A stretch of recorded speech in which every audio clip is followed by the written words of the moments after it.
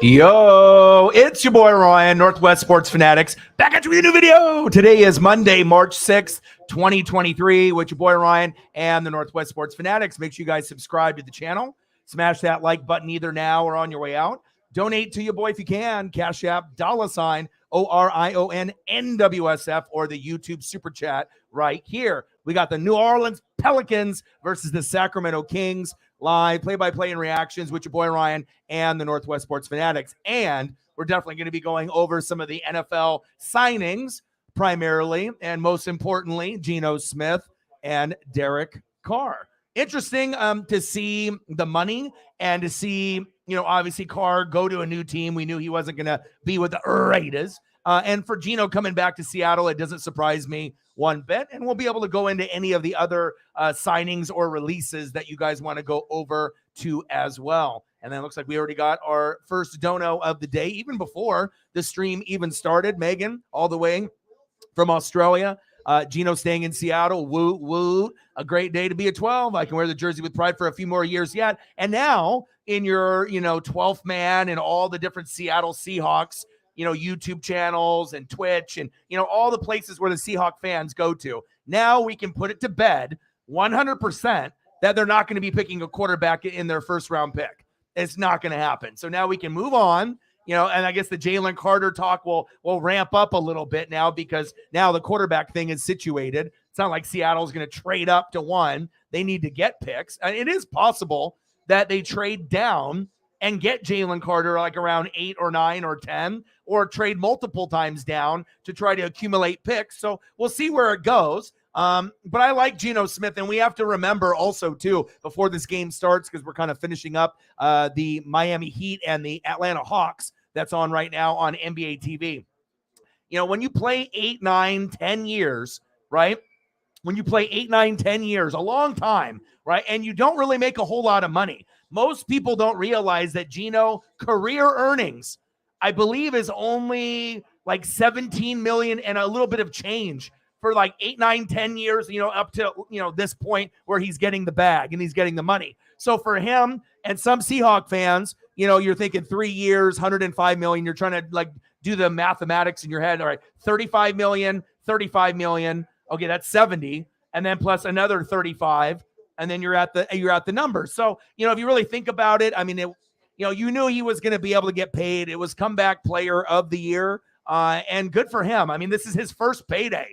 It's not like he got a payday previously. So awesome to be able for him. And you never know. Just because you sign him for 3 doesn't mean he's going to be there for 3. He might end up being there only for 2, and then they'll reevaluate. So, hey, the money is there for him. He's in a position to get, I think, $52 million in year 1. Good for him. Get that bag, because this is probably going to be the biggest contract that he has for the rest of his life. So other guys, they have gotten this early in their career after their rookie deal, probably around year 5, year 6. When you're talking about Geno playing as long as he has and he finally got it, it might have been a little bit more than what Seahawk fans wanted to pay, but again, it's not like you had to trade anything away in your first round draft pick to kind of figure money out, anything like that. So bang, bang, bang, boom, boom, boom, bang, bang. Geno will be there. And like I said, we don't know how many years we're going to have left here, but at least we know here a good probably 1 or 2. I'm not sure if Geno is going to be high end on that 3rd year. That's probably going to be the year that you evaluate and you're like, okay, what do we do with him now? Are we restructuring? Are we looking in a different direction? But I think for at least 2 years, this year and next year, as long as there's no serious injuries, good to go. And you can keep building up the roster, defense, O-line, better players everywhere. And then by the time that 3rd year that Geno is up, then you can be like, okay, maybe we, need to get another guy here, or maybe you end up picking a guy sometime in this draft or next year's draft. We'll see. You know what I mean? And then for the Saints, on the flip side, right? You're going to be getting someone for, 4 years, 150 million. This ultimately makes the Saints the best team, overall in the NFC South. We have to see what Tampa's going to do, and the Panthers and the Falcons. But for a guy like this, for most people, they put him in the same category as Kirk Cousins. There's nothing wrong with Cousins and Carr. They're just not your favorite. They're not Josh Allen. They're not Herbert. They're not Mahomes. They're not Joe Burrow. Sometimes it's okay to have a quarterback that's ranked, 11th, 12th, 15th. You got to remember, there's 32. So if you're in the top 15, top 16, that's pretty good. You would love to have a top 5 or a top 10, but just because a guy is 11th, 12th, 13th, 14th, 15th, fuck, I would take that in my team in a heartbeat. It's like you got a guy, and then once that guy leaves, and then you're like searching for the next guy. A lot of teams, they don't have that luxury unless you're like the Packers going from Favre to Rodgers, or you're going from Montana to Young. Not every team has that available for them. So we'll talk a little bit more about that as we go in. And then I got a few photos for the game here that will be coming up here in just a few minutes. So we'll just throw up a couple CJ McCollums, former Blazer. We got our dub. It was ugly today. Blazers won 110-104 over the Pistons. Ugly, but it is what it is. And then on the flip side, I was hoping that we'd get a little De'Aaron Fox, but he's out. But I hope we get a little bit of Malik Monk. So we'll get a little bit of that. And then obviously we know the Geno, 3 years, $105 million. Okay. Carr, 4 years, $150 million. So now you don't really have to worry anymore if you're a Saint fan or a Seahawk fan. You can move on. No more rumors. No more wondering, no more guessing or reading the blogs or the rumors. And if I was going to grade, the Geno and the Carr, I would give both of those, an A, just because, both teams needed that position. Yes, you could have, went a different direction and drafted a rookie or tried to find another free agent. But what Geno did for you and to get comeback player of the year, it would be almost like a slap in the face that you believed in this guy. And then you're just like, fuck you, go somewhere else. Like, at least reward the guy. And that's what they did. They did the right thing, and obviously the money wasn't maybe too much. It was probably going to be, around, they were, assuming 38 to 40 million. It ended up being 35. So you saved about 3 million per year. If it was going to be 38, you're still going to need to figure out what you want to do, sitting at the draft, pick status that you're at. But I wouldn't be shocked one bit if they trade down. A lot of people think ultimately they're going to pick a guy there. It could happen, but you might trade back and, accumulate another pick or two. And then with the Saints, this makes you the best team in the NFC South. We still have to see what Tampa will do. But, if we're going to be bad and we're going to go Trask, maybe it's good to be bad. And then maybe we can get Caleb or Drake May. And then I can contend with the Saints, next year. Not this upcoming year, but the next year. And we already know the Panthers and Falcons got a ways to go as well. So, yeah, I mean, we'll see where it goes. But, like, I'm a Buccaneer fan, and I don't need to be a hater. I can just look at it as just like an outsider. And like I said, when you get haters and, you're never going to get a true opinion. They're just going to hate, even if they think the move was a good move. But essentially, it puts Seattle in a very good position to hang with San Fran, for the next few years. So ultimately now, instead of picking a quarterback and then, having to worry about, what do we do on the defense? Now the quarterback thing is taken care of. Now you should just be fucking getting defense, add another O-line or two, defense. And then by the time that third year comes and you need a quarterback to replace Geno, you're set. And then maybe you're the best team in the NFC West. San Fran will always be there because of their ownership and their coaching. But, Cardinals are a lost cause. If you got Kyler, good luck. And then with the Rams, they had their run. Aaron Donald's coming to the end. Sean McVay's good enough to get that team turned around, right? But if it's not Stafford and Donald, you're going to have to find new pieces and something new there too. So we'll see. I think the biggest loser out of all the teams now is the Jets, because I think the Jets were banking on Carr going there, but I think Carr wanted to go to a playoff team immediately that had a chance to go to maybe an NFC championship game sooner than later and win the division right away. If he goes to the Jets, I mean, you're going to be battling Miami, New England, and Buffalo. And there's a chance, even if your team improves with you there, with Breece Hall and with all, Sauce Gardner, defensive, player of the year as a rookie, and then offensive player rookie with Garrett Wilson, that would have been cool to see. But it looked like maybe in Carr's career, he's like, I ain't waiting. You guys, are pretty good and you have like potential. But by the time, the Jets get good, it might be in that fourth year with Carr, and how many times are you going to get eliminated before he gets discouraged? So, he made that move, I think, because he wants to win now. If he wanted to build something, he would have went to the Jets, because the Jets got a nice team. You can tell they're going to compete for the division or win the division, within the next 5 to 10 years, if they can get the right quarterback, not Zach Wilson, they'll be able to improve. But for now, it looks like it's Buffalo and Miami. But very interesting stuff. And I'm happy that we got some NFL, action out of the way. Obviously I'll be doing NBA, college basketball, wrestling filler content, until we get back to NFL season and college football. But, it feels good that at least decisions were made. And I don't really think either team necessarily overpaid by a lot. Yes, it would be cool if you could pay a little less, but on the Geno side, he deserves every dollar. You got to think how many guys would have been broken, how many guys would have quit, how many guys would have just been like,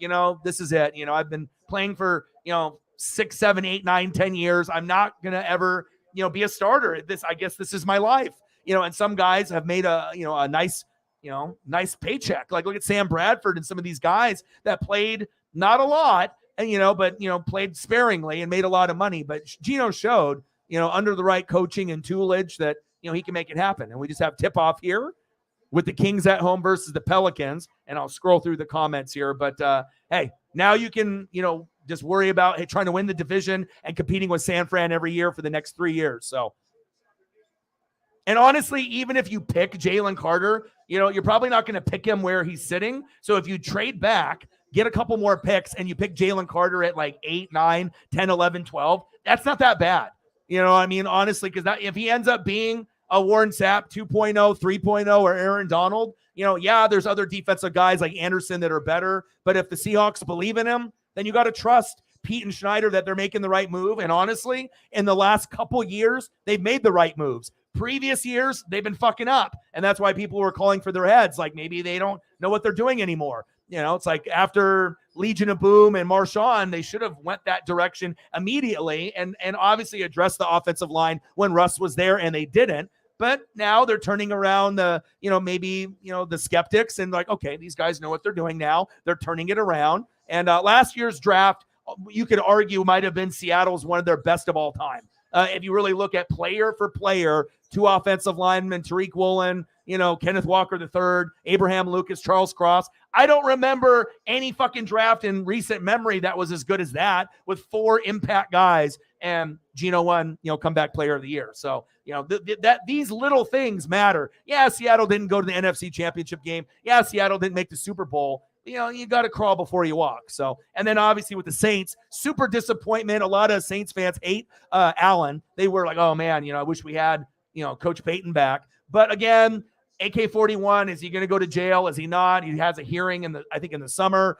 Michael Thomas, are you ever going to be healthy? And I know he was like, cool, we get a quarterback in Carr, but are you going to be on the field with him? The defense is solid. The O-line is solid. They just need to figure out, the running backs, the wide receivers, the tight ends, improve that. But, if you got Carr there, that should give you like 10 wins. If you don't get 10 wins with Carr, that's on you. That's on the Saints. If you can't accumulate 10, 11 wins with Carr, because you have an O-line, so you got a defense. But obviously running game, offensive weapons are a concern, but their talent there. It's just that, are you going to be healthy out there? So I would say Saints, you're already at the top of the NFC South over my Bucks. I like what you did there. And then with the Seahawks, I would say probably at this point, you're, right there in the number 2 spot. San Fran is probably going to be the projected team, based on how they're built right now. But Seattle is, if they can get a few more pieces on that defense, don't be surprised if Seattle wins the NFC West in a year or 2 or 3, or hell, it could be next year. I got to see what they do in this year's draft. They have another draft like they did last year. Hell, they could win the NFC West. Both teams could win 10, 11, 12 games possibly, right? We just have to see the schedule and see where you're going. We're knotted up here at 6 all, and I appreciate you. Thank you so much. $20 holla. Daniel in the building. What to do? Thank you. Appreciate you.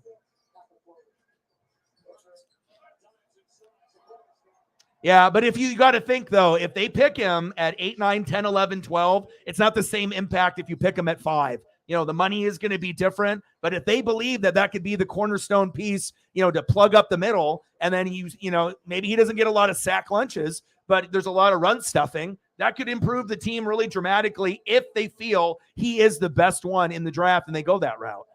or they might go a different position and then pick a D tackle in the second or third round, but I would just be, if I'm a Seahawk fan, stop listening to all the haters and all the people in the chat rooms and all the people that think they know. They have no fucking idea. You know what I mean? Like, unless you're in the building there, in Georgia, you got to think the guy, won a championship, multiple, the team has won back-to-back. Yeah, he's not a Warren Sapp. Yeah, he's not an Aaron Donald. There's other guys that are out there too. But I don't think it would be that terrible to think if he goes there. There's been a lot of draft picks that the Seattle is fucked up on. You know what I mean? But for him, at the very worst, he should be a solid starter. I don't really think that he's going to be a terrible player. A lot of it is, I think, unnecessary discredit to his talent. Yeah, you want to see a little bit more action, but you know how haters go. Once one hater wants to point out something, then other people that have no clue, they didn't watch any film, they didn't watch any games of him, they don't know anything about him besides the fact other people trashing his name, and then everyone just hops on that idea. Yeah, he sucks. I don't want him. He's not Warren Sapp, he ain't Aaron Donald. But I think for Seattle, you're going to need someone like that, whether it's him or another player. So just don't get discouraged.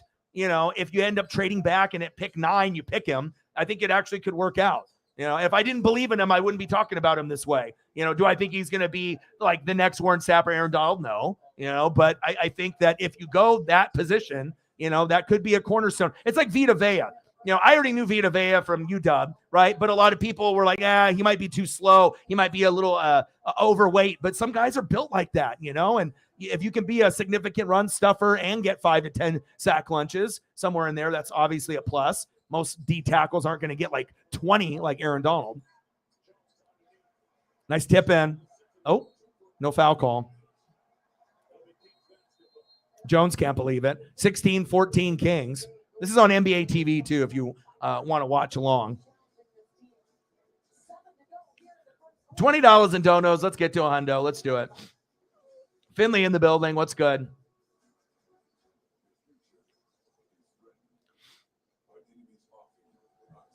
Yeah, better team. You know what I mean? The Saints have a good enough pieces to win the division, even if it's at 9 or 10 wins, if injuries happen like the Buccaneers had. Like, it's not going to take a lot. Like, arguably, the NFC South might be the worst division in football.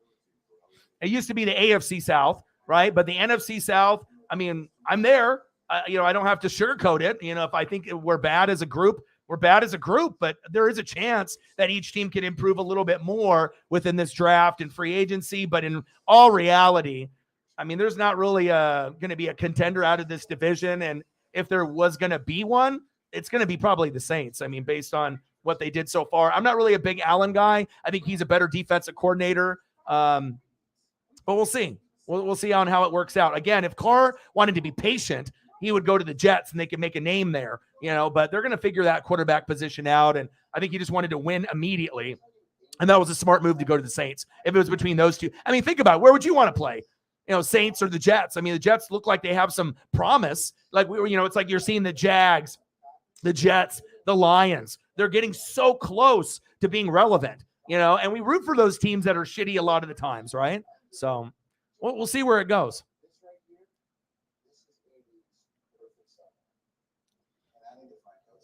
Yeah. Any other information that you guys want to drop about any other player that's getting cut or signed? Drop it in the chat if you want to go over it. Yeah. No. Well, the thing is, the quality of the game, it's not the same for me from the 80s or 90s. But if I start doing NBA games every day and I've been watching Blazer games, like every game, I'm invested. So it's not like I'm just doing it just to, do it for content. I am starting to enjoy the game again. And like I said, it's just about being able to put in the time and just have an open mind about things, And like I said, I'm not usually super big into NBA or college hoops, but NFL's over. College football is over. Baseball hasn't started for MLB for me and Julio, right? So he signed with Adidas today. Congratulations, Dame Dalla and Julio. I'm going to get the shoe whenever it comes out. It would have been interesting if it was an Air Julio for Nike, but that's a big move for Adidas. And like I said, now I can do NBA, I can do college hoops. And surprisingly, I actually have enjoyed myself more watching the games. And we got a pretty good presence on the numbers. Because if I was just going to do, hey, I drink beer, we talk NFL, we're only going to get a couple hundred people. But if I end up, talking about those same type of topics, but I do a game, we're going to get more people on Twitter and we're going to get more people on YouTube to check it out. So 16-14 Kings. And normally I'll do a little bit more of the play-by-play side, but obviously a big day with Carr and Gino, so we're kind of going over that. So right now it's more of like a live reaction rather than me actually doing the play-by-play, which I don't think anyone really fucking cares.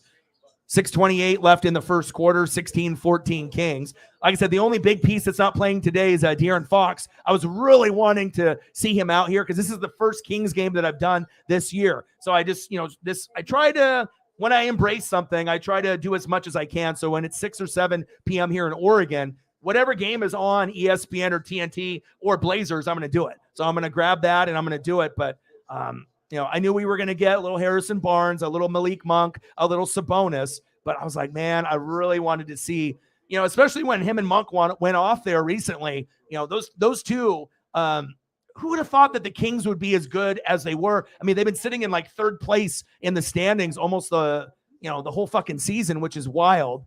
Things have shifted pretty dramatically. And let me take a quick peek here. I think they're still third, aren't they? Yep, they're still third, 37-26 over the Suns. So you got Nuggets, Grizzly, Kings. It's cool to be able to see teams. I mean, I wish my Blazers were better up there, but we fucking are garbage. Our bench sucks. Yeah, what a dunk. But, having new teams up there towards the top is always interesting. And the West is deep. From 1 to 13, anything can happen. For the East, I don't think it's as deep. It's like you got Bucks, Celtics, Sixers, and that's it. And then maybe the Cavs, Heat, Knicks, one of those teams, maybe surprises a team in a round, but I highly doubt it. I just don't think those teams have enough depth. Cavs are cool with Mitchell and company, but can they beat the Sixers, Celtics, Bucks? I doubt it. 18-14 Kings. Ooh, weird form there. Shut that shit from his chest. But at least we get a little Brandon Ingram out here, a little CJ McCollum, Malik Monk. Hopefully I'll get to catch another Kings game where I get Fox out there. Him and Monk together. Ooh, nice three. All right, I'm gonna get caught up in the comments here. Otherwise, we're gonna get too far behind. Yeah, and like I said, I've embraced it, man. Like I said, I've been watching every Blazer game, and I've been doing pretty much NBA games every night. So if I didn't enjoy it at all, there's no way in hell I would do it. If I thought this was terrible and I wasn't going to do it at all, and plus it'll give me a better gauge on when we get to the playoffs, like who I think is going to win. So if people need to win money or they need help with predictions or gambling, that I can help them out. So.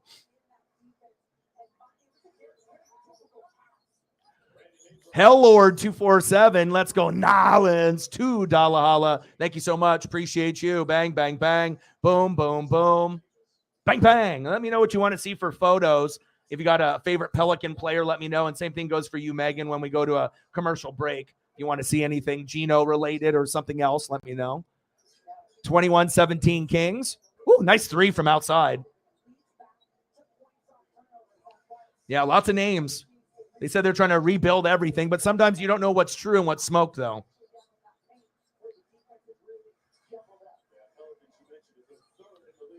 $22. Let's get to a hundo. Is it a three-party? Oh, no good. Yeah. Got a really cool gift from Odin's son. He actually sent me a Kenny Omega and John Moxley AEW like dual pack. It's like 17 pieces. It comes with all this like barbed wire, chairs, bats, tables. It's insane. And then I think there's another gift coming. Like I don't know how many more figures are coming. So it's supposed to come sometime between today and tomorrow, I think. 23-21 Pelicans. Each team is 5 deep. That's crazy. 5 for 6 and 5 for 9. Woo! What a flush. Harrison Barnes. We're knotted up at 23. What a first quarter. Wow. And for anyone that wanted every single play to be called for play-by-play in the first quarter, I apologize. You know, when you have big NFL news, sometimes we got to address that. So, but we'll get back to that here once I get caught up. Yeah, but why do you not want Carter based on what everyone else says in the 12 room? What about why do you not want him? Not what everyone else is saying, but why do you not want him? Sometimes you got to be able to not listen to the outside noise and watch for yourself. You know what I mean? And actually do a full evaluation.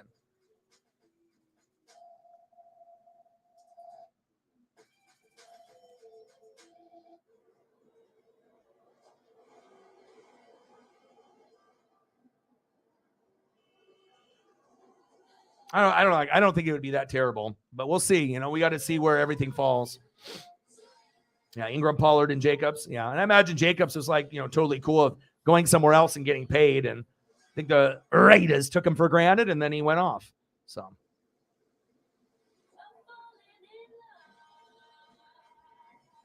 Ivan in the building. What to do?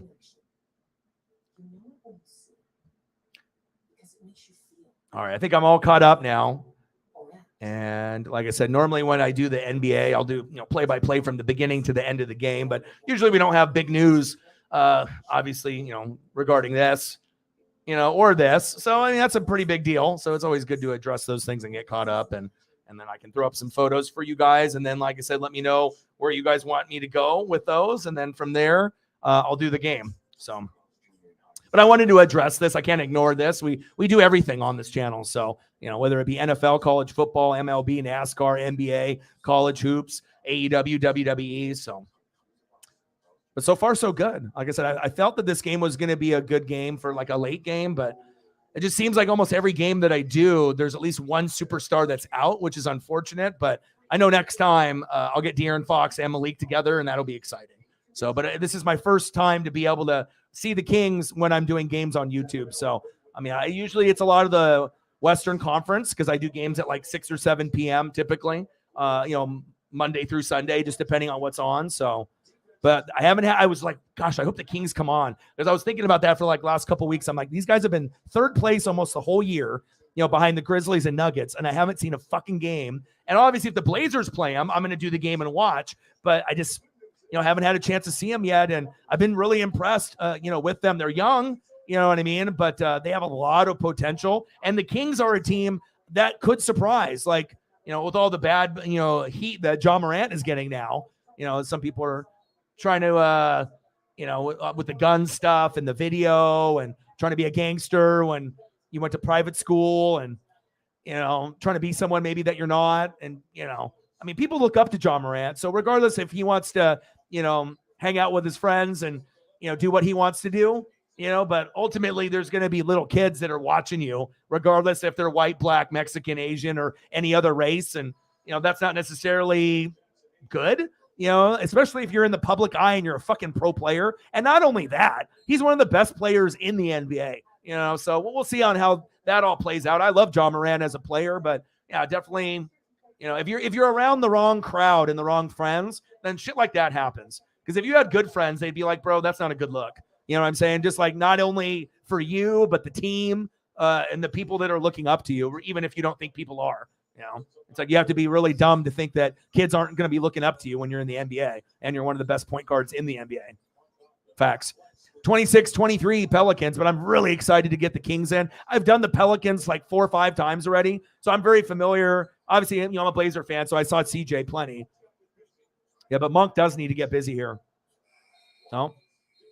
Oh, he made it, but too late. 26-23 Pelicans.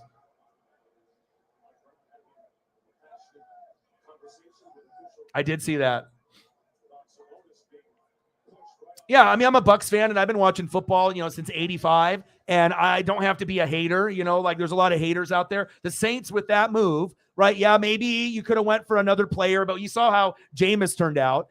Sometimes the guy can have talent, but if a guy gets injured, nice layup by Sabonis, my boy. But I really like the deal, and I think ultimately you guys are going to be the favored team probably for the next 3 or 4 years, as long as you keep drafting well, picking up replacements for like Michael Thomas and AK-41, because we really don't know their long-term future, if AK is going to jail or getting in trouble, and if Michael Thomas can even get on the field. But with all that being said, even if AK and Michael Thomas are not available, that team should still be able to win the South every year moving forward. Yes, the Bucks and the Falcons, the Panthers will gradually get better, but for now, it looks like it was a good move. Like I said, it's a lot of money, but again, you're not going to have to worry about being a shitty team anymore. I mean, if Carr gets hurt, then everything goes out the window, just like any other starter. But I like the move.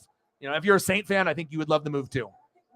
And for years, right, Carr has been like the 11th or 12th best quarterback. Yeah, it's not fucking number one, Mahomes or, Burrow or Herbert or Josh Allen, but it's okay. You can still go to the playoffs and go on a deep run with the 11th or 12th best quarterback. It's possible, Ooh, big foul there. I do like Brandon Ingram a lot. He's a stud.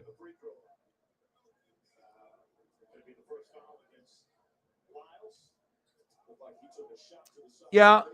Well, you got to think you didn't have an O-line, you didn't have a defense, you know what I'm saying? So it's like, even though Carr is there and you got, Devontae Adams and you got Renfro, even though he was hurt, and you got Waller and he was hurt. But when you had all those guys, if you don't have time to go to your weapons and go through your progressions, just like Brady and Carr, they can't make the throws. They need 3 seconds. You give them a half second, 1.5. He gets sacked a lot. So you got to think the O-line is fucking terrible. The defense is terrible, except for Max Crosby and Chandler Jones. Those are really the only two that are good. And then everyone else gets hurt all the time. So if you can build up the O-line and the defense, Raiders can end up probably, competing for second place in the division sooner than later. But if you don't improve the O-line and the defense, you're going to continuously finish third or fourth in that division.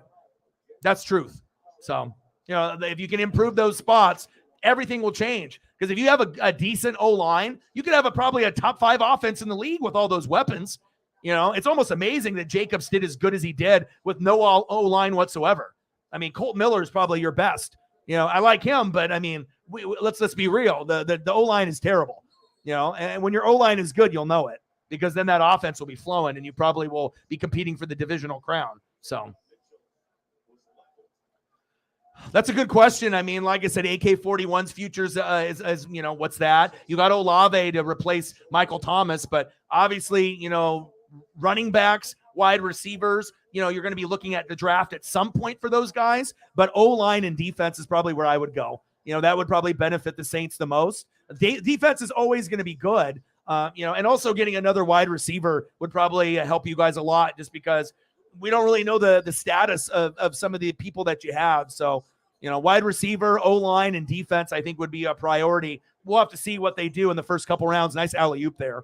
32-25 Pelicans.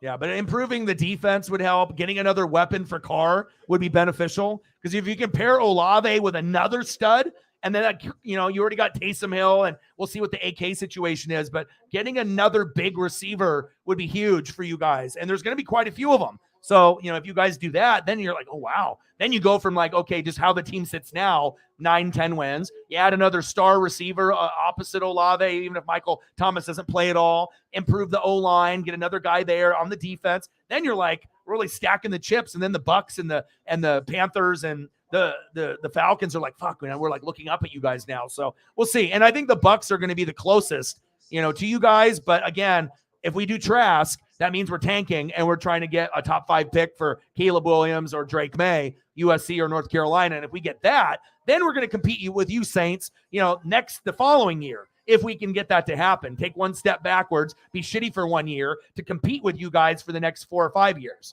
So, that's kind of what I'm hoping is happening. I don't want to be a good team. I don't want to make the playoffs next year if I have a chance to get a franchise quarterback, because we really haven't had one. So.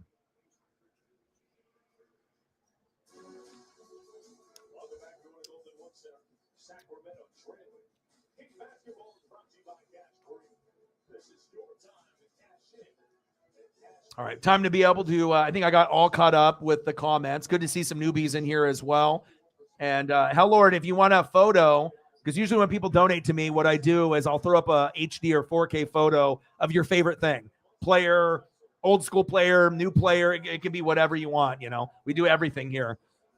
Video games, cars, wrestlers. But most of the time, if we do a game, people usually want to see, like a player or something, past or present. 32-27 Pelicans, really up-tempo game. And I thought the Kings would really fight, but no De'Aaron Fox tonight. So that's going to be they're the underdog tonight, even though they're at home. But I know they're not the underdog. I know they're favored because they're the Kings and they're in third. So, but you got to think, not having De'Aaron Fox, that matters. You know what I'm saying? It's not like, oh, he's just another guy. That's a big loss for even if it's just one night. Ingram. Deep three. No good. See if the Kings can get the last shot here. See if they can tie it up. If they do, it'll be 32-32 after the first quarter. 32-29 right now.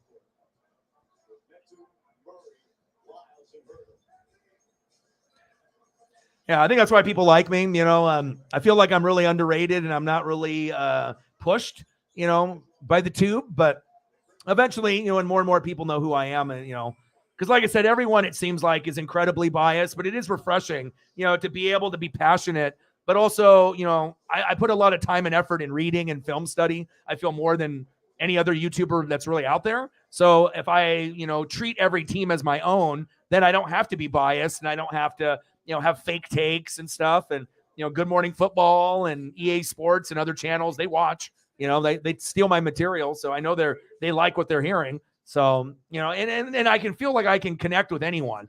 It's like most of the time a Bucks and a Saints fan aren't going to get along, or a Bucks and a Panther fan, or a Bucks and a Falcon fan. But I feel that if I do the research, and I treat everyone as greatness. So it's like if I look at the Saints, I don't look like, oh, I'm hating on them. I'm like, okay, Cameron Jordan, this guy's good. I would take him on my team. And I look at all your, Ramczyk. Oh, I like him. I would take him on my. So I look at the pieces as if like, would I want this on my team? And if the answer is yes, and I respect that player, even if it's a rival, then I can get a better gauge of, as an outsider and just being able to give you straight facts instead of giving you some bullshit that only a certain fan base is going to agree with.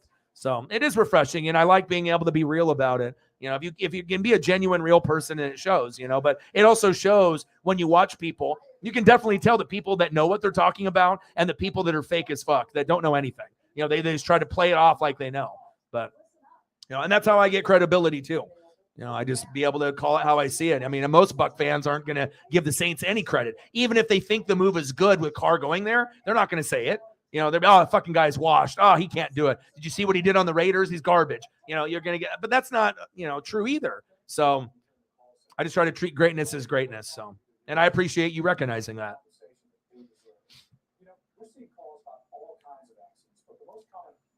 Okay, let's get a couple photos up for you. Is that your first dono to me ever? I usually remember names and numbers and whatnot, unless people change their username. So let's get some photos up for you, and I'll get some photos up for Megan as well. All right, let's do it. Let's get some cool ones up here for you.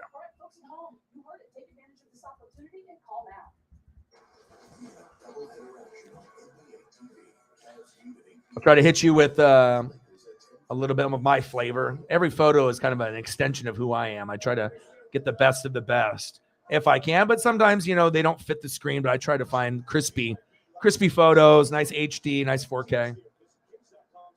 Woo! Zion on the Duke? Crispy. I'll get you a graphic one.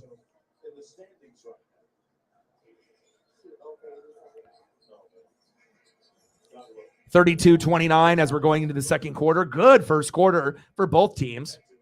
Look at that fire Zion. That's before the cheeseburgers. We just need him to get in shape. Woo! With the Flames. Let's go. Hellord's like, ooh, I like this. I'll get you some Lattimore too. I'd take him on the Bucks.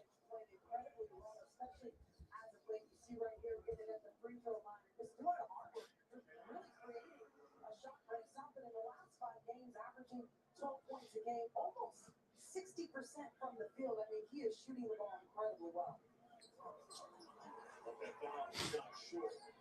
32-31. Both teams are shooting 60% or better. This is crazy. 12 for 19 for the Pelicans, 12 for 20 for the Kings, 63 and 60%. I don't think I've ever seen a game this year where both teams were shooting 60% up to this point.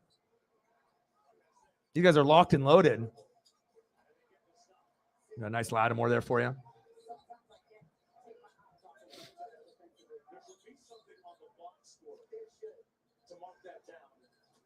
And I'll get you a CM Punk.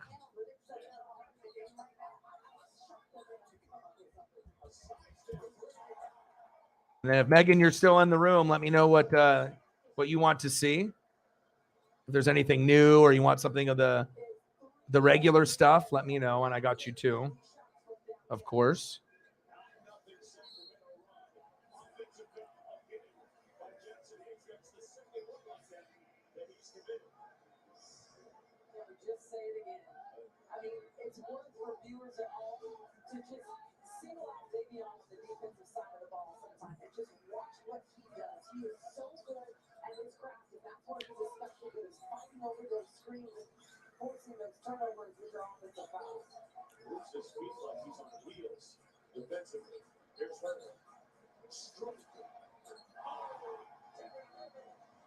Herder putting the hurt on.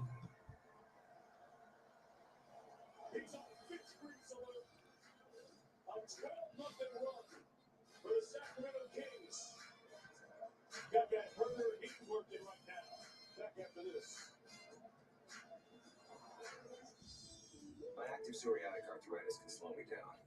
Now, Skyrizi helps me get going by treating my skin and joints, along with significantly clearer skin. Skyrizi helps me move with less joint pain, stiffness, swelling, and fatigue. And Skyrizi is just 4 doses a year after 2 starter doses. Skyrizi attaches to and reduces Appreciate you. inflammation. And let me know what you want to do with that as well. With Skyrizi, 90% clearer skin and less joint pain is possible. Serious allergic reactions and an increased risk of infections. Yeah, Kings are fun to watch. Like I said, it's just really cool as a Blazer fan. You know, we're not haters here. I actually, encourage people, if you ever come out to the Northwest, or if you meet a fan that's a Blazer fan, I've never met a dumb Blazer fan. Like, there's some fan bases that are fucking stupid. Like, you just meet certain people from certain fan bases, and they are fucking stupid. Like, they don't know anything. They think they know. They don't know anything. Some are bandwagon, some aren't. You know what I mean? But I can tell you, I think out of all the Blazer fans that I've ever met, I've never met a dumb one. They're very passionate. Some franchises, whether it be basketball or baseball or, some of the football, you'll get some people there, but, you'll definitely have people that know what they're talking about. And that's what you want to be able to find. People that know what they're talking about. Whew, Zion. Looks fresh in that Duke.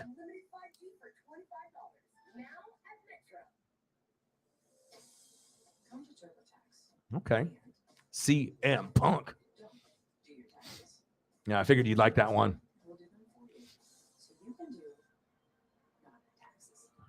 See if I can find some other Genos here.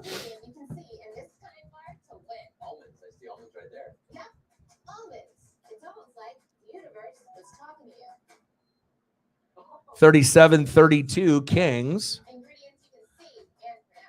We're at a commercial break here. 10:21 left in the second quarter. Oh, where was I going? I passed the G's. Got to go back. I got files on files, stacks on stacks.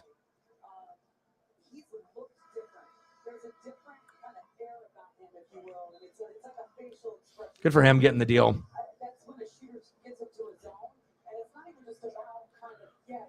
Yeah, and plus, it gives a chance for him to be able to go somewhere different and build his legacy with Carr.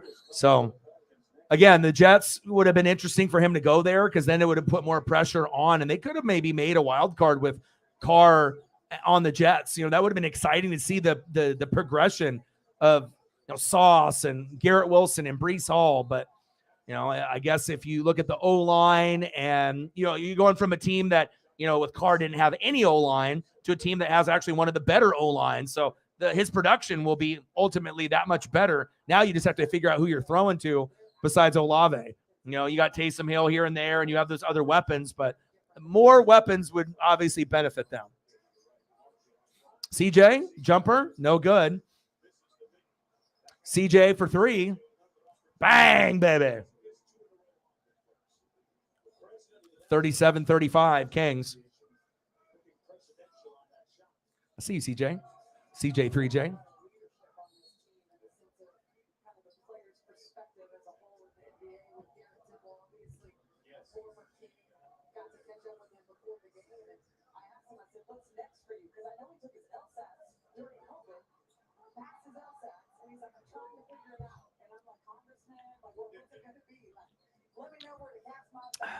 All right, 37-35. This is on NBA TV if you want to watch along.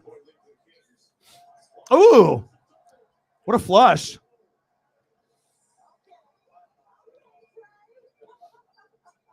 This style of basketball that the Kings provide is fun to watch. It's like, you remember back when they had Rick Adelman and they had Bibby and, Bobby Jackson, Hedo Turkoglu, Peja, Weber, Vlade. They're not as good as that team by far, but it's a fun type of offense. Obviously defense could be better, but you have to respect if the Kings are in third in the West, that isn't by surprise or just by luck. They've earned it. So it's cool to be able to see it like in person now, like what they can do. And I'm not even seeing the full version because Fox isn't playing. Crazy to think that, they have this much talent. They're young, but exciting.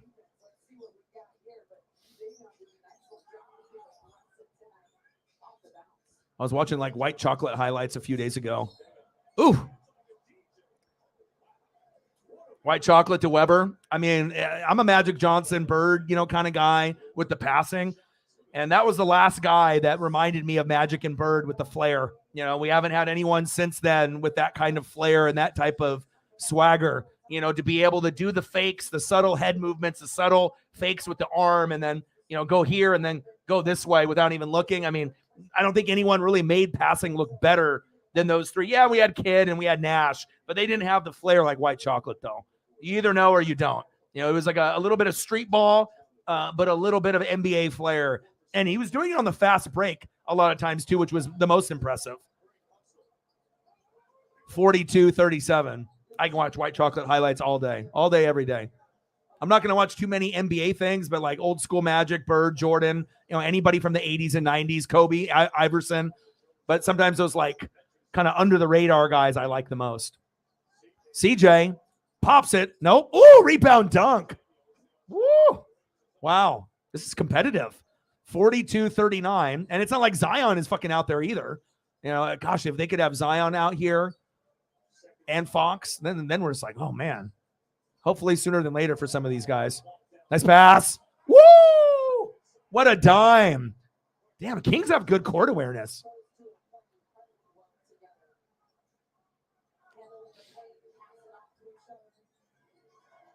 The rumors.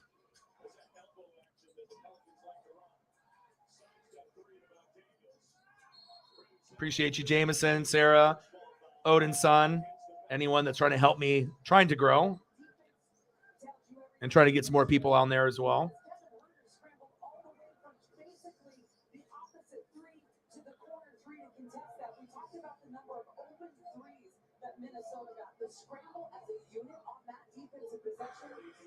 Yeah, I don't know. We'll see about that.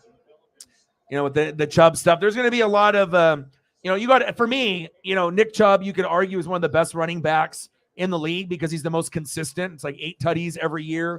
He's so consistent. He's splitting carries with Kareem Hunt. Yeah, the cap issue. But if you're the Browns, you don't let a guy like Chubb go. You know what I mean? Like, that's one of the, you're always going to have other guys, Jonathan Taylor, or, Josh Jacobs and these other guys that do well. But I don't know. For my money, year in and year out, Chubb, it seems like he's always in like the top 3. He might not be first every year, but he's there, Now, I can't see a Brown situation. I guess Cleveland being Cleveland if they decide to let both go, but that would be the dumbest shit ever. If you're going to let Chubb go, then you got to sign Kareem Hunt. And if Kareem's gone, you got to have, you can't go from the best duo running back tandem to nothing. But, it is the Cleveland Browns we're talking about. 3 in the corner, no good. Top of the backboard. 47-42 Kings. CJ fouled, turned over. Kings on a fast break. There we go. These guys are just dunking and shooting threes at ease. 49-42 Kings. Yeah, we don't know what's true and what's not yet. And, lots of smoke, but we'll get some truth to some of the, rumors, but a lot of it's just bullshit. So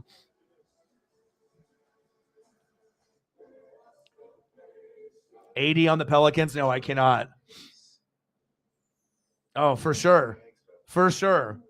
Yeah. And I know some people think AD is, washed or lost a step. I don't agree with that. I think he's still very, very good. But when you're very, very good and you're injured a lot, it's tough because, it's like, you need that guy out there. And it's just sometimes just the littlest thing with AD. We watched him in college. We watched him Pelicans. We watched him in the Lakers. But sometimes it's like you can come off a screen and he can hit knees. And then you're like, fuck, he's out for a month.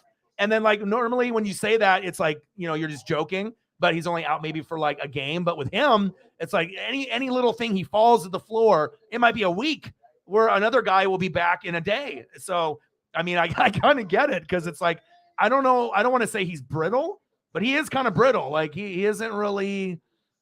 You think Zion's the new Greg? Oh, don't say that, bro. Don't be saying that. We want to be able to see Zion out there. We don't want to have too many failures. I'm a Blazer fan, but I don't think we don't want to see Zion turn into Greg. Hopefully not. I mean, if he can just lay off the cheeseburgers and, just have good friends around him, but I already knew when everyone was hyping him up, I was like, dude, this guy's going to get hurt a lot.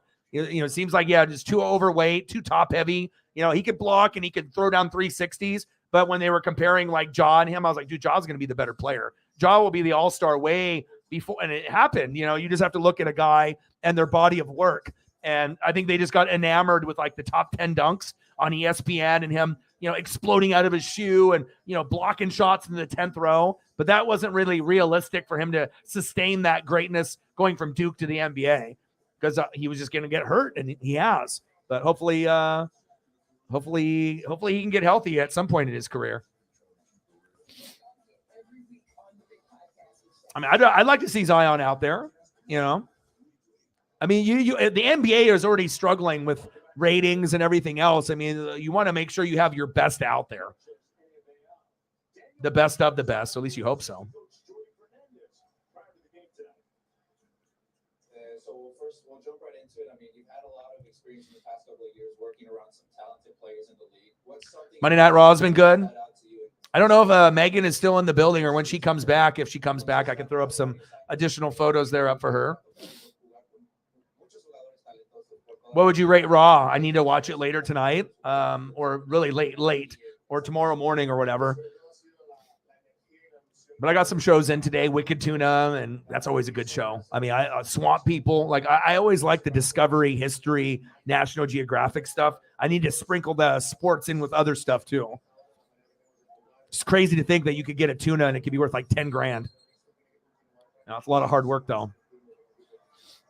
49-42 Kings. And like I said, sometimes I'm a little skeptical of the NBA, but almost every game that I've done since I started doing the NBA kind of on a full-time basis the last couple weeks, I've enjoyed it. I haven't really had any bad games that I've done. There haven't been any like 30-point blowouts or terrible basketball. So I'm blessed for that, because it would be really hard for me to do NBA almost every day and have it just be a terrible product every game. So I'm blessed for that.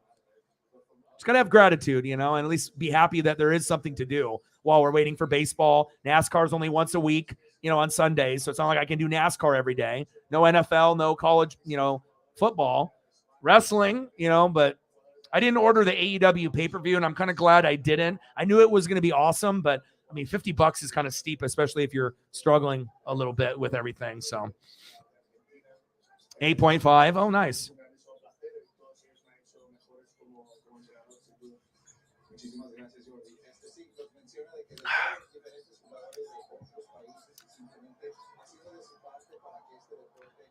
Mr. Beast donated $10,000.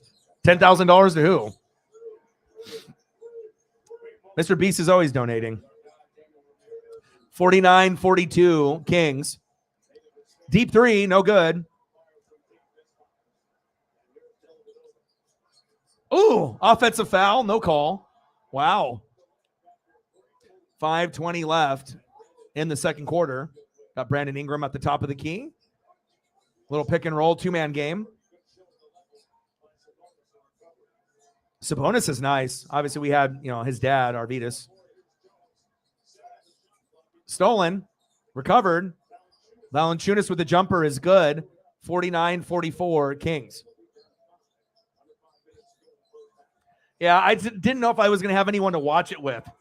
Because if I order something like that and I do like a live stream watch party, people can afford Peacock $5 a month, 5 to like 15 or whatever their plans are. But for AEW, they do 4 pay-per-views a year. It's $50. Normally I order it, but I already did the NASCAR, race, Vegas. So it would have been a long day. But, like I said, if finances were a little bit better, yeah, I definitely would have ordered it. But I knew it was going to be a good pay-per-view. They always have good pay-per-views. I prefer AEW over WWE. So, but I watch everything. I've been watching wrestling since 85. So I'm more of an ECW, WCW guy. Still appreciate WWF and WWE, but I think the style of wrestling that I like more hardcore wrestling. I like, double team, triple team moves, innovation, seeing things you've never seen before, not punch, kick, DDT, body slam, pin, which is kind of a WWE thing and WWF thing. It was kind of like, I don't want to say it's boring wrestling because some of the matches can be great, but I just think that if you compare it to what WCW and ECW was doing and what AEW is doing, yes, I know Rampage sometimes sucks. But sometimes we can say NXT is garbage too. So it's not like every program is good. Sometimes Dynamite's good. Sometimes it's not. Sometimes Rampage is terrible. Sometimes NXT is terrible, right? Sometimes SmackDown and Raw are good. Sometimes they're fucking terrible, but I try to just appreciate it all. So, yeah. But if I knew I was going to have a few people to watch it with me, because like I said, if I do a watch party and people are just here in the room, but they're not watching it, that'd be a tough thing to do. You're going to sit here and just watch me watch it for 3 hours. I mean, I guess if people want to do that, but yeah, but I've been watching for a long, long time. Nice layup. Pelicans have zero defense out there, but I guess you could say that for Sacramento. Lots of threes, lots of baseline dunks. I mean, it's almost like kind of a street ball kind of matchup here. And they were shooting 60%, I think, with 2 minutes in the second quarter. So percentages have gone down a little bit, but I'm enjoying the game. Oh, nice cut by Ingram. Absolutely. And they got screwed that year too. We already know it. Donaghy. That team was better than the Lakers. That team was the best team. You know what I'm saying? Mike Bibby, Doug Christie, Peja Stojakovic, Weber, Vlade, Bobby Jackson, Hedo Turkoglu, Rick Adelman. Your boy remembers, dude. Me too. I used to watch ECW. I actually introduced my friends here in Oregon to ECW. It came on a blurry channel. I didn't have cable because I was kind of middle class to poor. We didn't have cable. And it was I had ABC, CBS, NBC, Fox, OPB, and then I would just click the channel, Fox 49, and then it's something, up there. It was like a blurry thing, but it was like ECW where they used to do in that opera house, like in New York, New Jersey area, ECW. I was like, what is this? And I was tried to get it just right. And yeah, it was awesome. And I was I tried to tell my friends about it. Then I ordered, people would make custom covers of VHS, and you could buy pay-per-views and compilation, Best of RVD and Sabu. And I was hooked. I only had to see one show, and I was like, this is me. And then I did backyard wrestling back when I was in high school. I played basketball and football and stuff, but I mean, I love wrestling so much. I'm jumping off roofs. I had 3 friends that had different trampolines. We had a video editor. We had 20 people that were doing it. We probably would have 20 to 25 people watch us, people getting hurt, people, doing crazy things. And we were pretty committed. I could do Hurricane Ranas, and we worked on stuff. We took it pretty serious, for the backyard wrestling for a couple years. 51-49 Kings. But ECW was big, and I enjoyed WCW with more of the legends than what, WWE had. I grew up with WWF, Ultimate Warrior, Hogan, Andre the Giant, Road Warriors, Legion of Doom, Demolition. But then as, the NWO formed, and you had Hogan, Nash, and Razor, obviously with Scott Hall and Kevin Nash and Hollywood Hogan, then everything changed. And then, obviously WCW was more my style. And then they had cool things like Cruiserweight division, which I think was super underrated and underutilized. Hoovy Juice, Psychosis, La Parca, and just seeing a lot of the Latino wrestlers in that Lucha Libre style was cool for me too. Nice 3. Mitchell from deep, 54-49 Kings. Yes, Mike Awesome and Masato Tanaka. I remember those matchups too. I have 9, 10 ECW DVDs. I even still have those old VHSs, but the guy I bought it from, I don't know if they passed away or whatever, but it's Hurricane Katrina and some of the other stuff that happened. But there was a couple places that I bought Mitchell and Ness jerseys from and those tapes from. And then after certain things happened, I didn't hear from a lot of those people ever again. So, oh yeah. Oh, Brandon Ingram over the top. I mean, I got a lot that I like. I mean, I'm old school, I'm 40, even though I don't look like it. So I've been watching wrestling and sports since 85, since I was 3. So my, Macho Man, obviously Hogan, Rock, Stone Cold, RVD, there's a lot of guys, Kenny Omega, the Young Bucks. I mean, I like Moxley.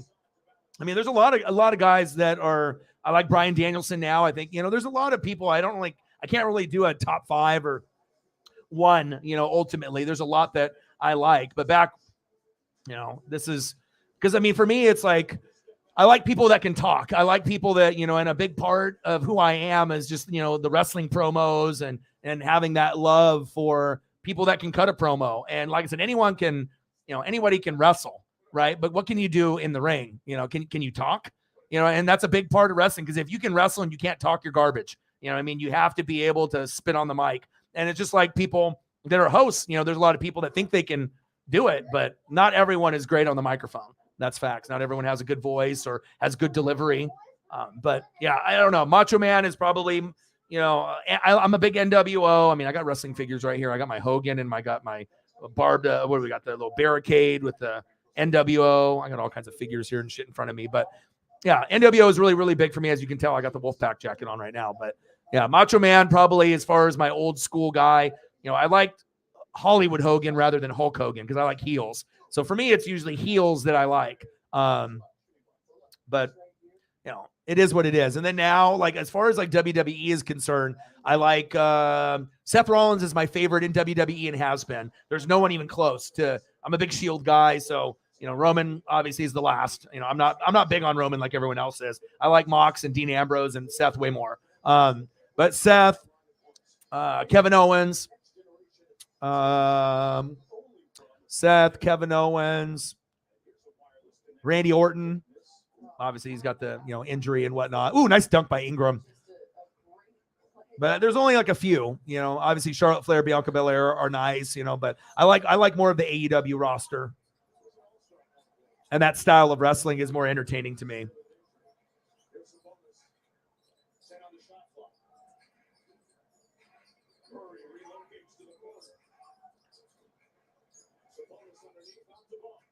Barnes, reverse layup is good. Wow. Nice take by Barnes. 59-53 Kings. I'm very impressed with this Sacramento team. Pelicans don't have any fucking defense in this game, but a lot of open threes and a lot of dunks in this game, which is kind of exciting because some of the plays there's a little defense, some there's not. Ooh, nice three. These guys are hot today. 59-56, and we're almost at halftime. I don't think Roman is terrible. I think the bloodline angle was awesome. I'm a big Shield guy, you know what I'm saying? But everyone's got their favorites, on who they like. And I like guys that can talk, you know what I mean? And Roman in the beginning was terrible. And then obviously there's a reason why Brock Lesnar and Roman have Paul Heyman is because you can't talk. But Roman has been able to be himself and, kind of be a little bit more edgy. And he's been much better on the microphone. I don't think that's being a hater. That's just being real,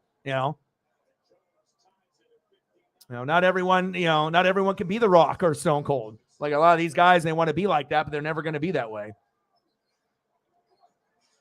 The Eliminators, Perry Saturn. Man, they had some amazing matches too. Yeah, nice name drops, bro. Yeah. Yes, absolutely. Absolutely. That's why I like watching the older stuff. Like, you can watch stuff that's now, but if you go back and watch wrestling from like 95 to 99, any federation, it could be WWF, WCW, ECW, that quality of wrestling in those 5 years, like 95 to 99, and those three federations are better than anything that we're going to see ever again. Like, you had the legends in WCW. You still had Rock and Stone Cold, in the prime, Undertaker, and then ECW, RVD, Sabu, Just Incredible, Lance Storm, Tajiri, Masato Tanaka, Mike Awesome. I can go for days. So.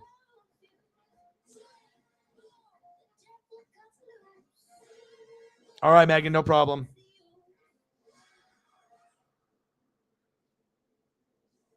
I'll throw up a Roman for you. Bang, bang, bang, boom, boom, boom, $2 holla, bang, bang. But one thing that is kind of special for the Roman Reigns, though, is that I do collect toys. I'm a big, wrestling figure collector. And when they came out with the very first Elites, this was years ago when the they first debuted, and I got the Rollins and I got the Dean Ambrose, and the Roman was the rare one. And I looked every day at Toys R Us for like 2 months, and I missed like the shipment by like an hour one time. Then they finally got it after a month and a half of like going every day. Finally found it. They had 2, one that was mint and one that wasn't. And then there was a kid looking at one of them, and I was like, oh, fuck, if his mom says no, he's going to Gronk spike this thing. So I had to make sure I got the one, and it's like a full complete set. And it's cool because they come with like barricades and all these other weapons in it. And if you have the complete set, all 3, and they're in good shape, you can easily get $100-$150, for the set. I'm never going to sell it, but I just remember how good it made me feel to get the Roman finally when, that was like to complete a set is very difficult, whether it's figures or cards, especially when you're trying to get that rare one. And that'll be one Roman thing that I never forget. But the bloodline angle, it's been going on a little long, but it's been very good. It would have been awesome if we had Roman and Rock in Hollywood. The battle for the bloodline, that would have been better than Roman and Cody. That's facts. I mean, that would have got more of a boost in the ratings, but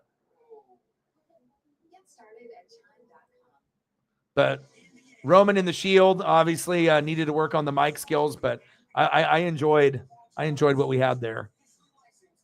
Shield was awesome.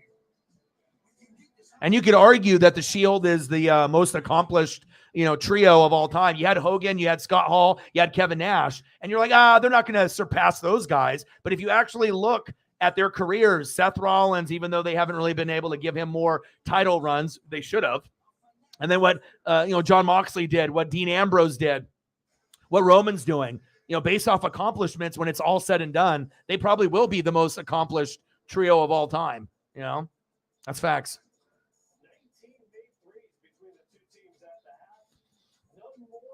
Appreciate you. $24. Let's get to a hundo. Absolutely. I agree.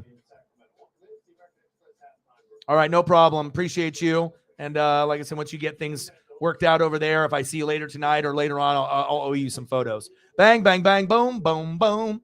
Bang, bang. Appreciate you. All right. Talk soon. $26. Let's get to a hundo. Let's do it. Absolutely. Come on, bro. I'm a fucking wrestling nerd. I'm like, there's just certain things that I'm a nerd for. 80s and 90s, toys, memorabilia, movies, but especially wrestling. You got to think, I haven't stopped watching wrestling since 85. Like every week of my life, I'm always watching something. And I absolutely remember Glacier and Mortis. Mortis had a really cool, the green and the black. Glacier kind of had the Sub-Zero thing with the blonde hair. Absolutely, man. Absolutely. And most of my friends are not WCW, ECW guys. I'm like the only one. I just have the certain types that are my favorites. And, I just feel like a lot of people are loyal to WWF, WWE, even when they don't need to be. Like if the product is shitty, why are you hanging on? You know what I mean? You're not willing to see if there's anything else better. You're just going to act like it's good when it's not. But I guess some people, they're just loyal to a fault. But for me, I'm going to go where the wrestling is good. Regardless of what federation is providing it. So, but I absolutely remember them. I'll have to throw up a photo of that. Sinister Minister. Yes, Mikey Whippersnapper. I can already talk to someone and know if it's like, it doesn't take much, to be able to vibe. So that's awesome. It's not too often we get someone that's got that extensive knowledge and remembers those time periods and can name drop with me. Because usually I do it with my friends, like me and Justin and me and Preston. Like, sometimes we'll just go 1, 2, see how far we can go. And sometimes we'll do it with like jobber NBA players from the 80s and 90s. Because anyone can remember like the Barkleys and the Malones. But do you remember like the Eric Piakowskis, and like the lower name guys, the Benoit Benjamins, the Roni Cycles. And that's where that's when what people know knowledge-wise. But yes, ECW, to me, you could argue that might have been the most entertaining wrestling in that time period. I mean, WCW had the legends, and I like their presentation better. Bash at the Beach, Halloween Havoc, and I like the way that the wrestlers sound when they got slammed to the mat, the hollowness and the vibration when you watch WCW broadcast, and I like their broadcasting crew better as well, with Tony Schiavone, Mike Tenay, and, with those guys, Mongo McMichael, it's like good old JR and the King. It was good, and saying you had Stone Cold and Rock, and I love that, you know what I mean? But it just depends on what I guess you wanted to watch at the time. Anything Stone Cold Rock was must-see TV, right? But beyond them, who else, and I found myself getting more interested in, what the NWO was providing. And when you're NWO for life. I still rock the gear. And sometimes people will be like, oh, wow, look at that, because you don't really see too many people rocking NWO Black and White or Wolfpack, but I still try to represent, man. It's a big part of my life, man. And ECW, RVD, Sabu. Once I watched them, I was like, RVD is the most athletically gifted wrestler in his prime I've ever seen. Van Daminator, Van Terminator, just the way his body moved in the ring. There has not been anyone on planet Earth that has been better than RVD athletically I've ever seen. I mean, I've watched everyone, legends before I was born, everyone that's out now. There's a lot of athletic people, but no one looked better with the athleticism and the style than RVD, period. You can compare him to anyone else, and you would be far-fetched to be able to be like, this guy was as smooth as RVD. False. Not happening. You have to go back and watch RVD. Not RVD in WWF. That was bullshit RVD. That was toned down RVD. That was bullshit RVD. We're talking RVD and ECW in the prime. That RVD. Not the bullshit old, they tried to scoop up that talent after they tried to buy them out and they bought out WCW. So. Oh, yeah. Shane Douglas. Bam Bam Bigelow. Chris Candido. Yes, baby. And the Sandman. I mean, it's just really cool, man. And then just the music and it just the low budget wrestling, but the personalities and the presentation, you didn't care because they had the best fans. You had WCW, they had signs, WWF had signs, but ECW, yeah, there were signs, but they would cheer and they were more passionate than anybody else. That's what made me want to watch and go there.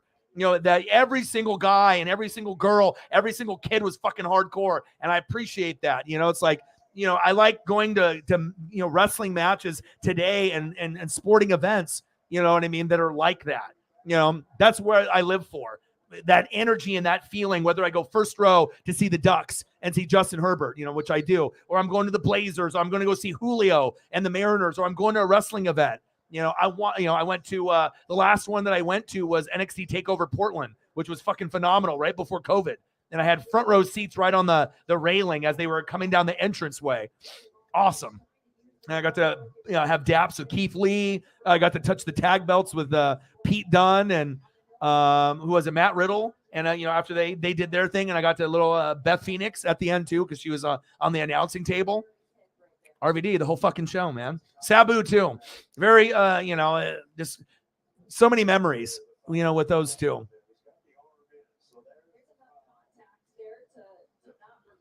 I mean, I could watch ECW fucking 12 hours straight. Easy. Hell, Lords, I'm too young. Yeah. Oh, yeah. New Jack, Mustafa. I mean, like I said, as soon as I saw that style, and I was like, ooh, I like this, you know what I mean? And then you just saw stuff that, you never seen before. And then seeing the Dudleys and, it's like, yeah, you had Edge and Christian and, you had the Dudleys and you had, TLC, Matt Hardy and Jeff Hardy. But when they had, Devon and Bubba, and Sign Guy Dudley and Big Dick Dudley, all the Dudleys, they had all the Dudleys out there. I mean, it was just a different vibe. ECW and WCW were a vibe, and you're never going to get anything better than that, unfortunately. But I have a lot of memories, and like I said, still got all the VHS and DVD stuff. And I mean, it's like when you compare, sports back then into what it is now, there's a reason why, people are a little jaded and a little like, they can't embrace a lot of the games that are on now. Because if you go back in the 80s and 90s, we grew up in the birth of video games, the internet, and the best wrestlers and athletes we've ever seen. Like if you go back in that 20-year period, you have more top 50 players, in most of the sports than in a lot of the other generations. You have like legends in every era, whether it be Gretzky or Lemieux or Tiger, Jordan, Griffey, it's just Bird, Magic, Iverson, Kobe. I mean, so many. I mean, even Pete Sampras, Agassi. I mean, you can even go down the tennis realm if you want me to go down there,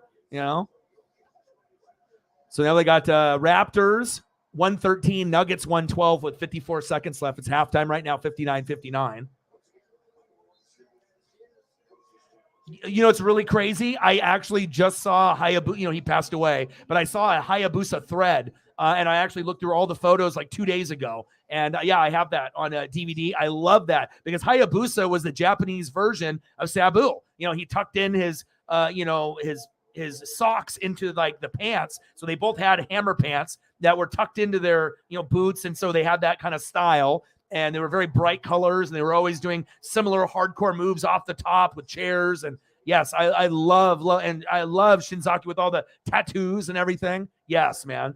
And it's crazy because I haven't seen a whole lot of Hayabusa stuff, and I saw the thread. And I'm like, yes, if I have to take 10 minutes on Twitter and go through all the photos, I'm doing it. And absolutely. See, I already know that you and me are already on the same page. Matt's in the building. What to do? Absolutely. I could go back and watch that tonight. And another big part of why ECW I felt was better than WCW and WWF at some points, Joey Styles. It's like you had, oh my God, that you just had the energy for the announcer. That everyone loved ECW. They didn't have the money. They didn't have the bigger names like WCW and WWF. But if you looked at style of wrestling, by far the most entertaining because they were doing shit that WCW wasn't doing. They were doing shit that WWF wasn't doing. Way more hardcore, way more entertaining. I mean, if I could see RVD throw a chair at someone, they catch it, and he does a back kick, and the fucking chair flies off their forehead 5 feet into the crowd. Yeah, I want to watch that. Rather than they do something like that in WWF, and they pink, and then, like they make it like a mockery of it. It's not the same, man. Definitely not the same. Yes, I do. And then they used to have like Japanese versus like some of the ECW guys, like 4-on-4 and just incredible. Yes, I remember. I just love the names and the factions and everything that they had going on there. Just the energy in the building was just awesome. And like I said, you don't see that anymore at all.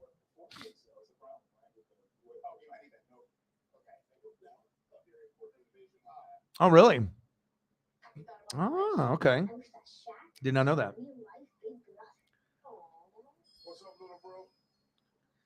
All right, let me put at least the score up here.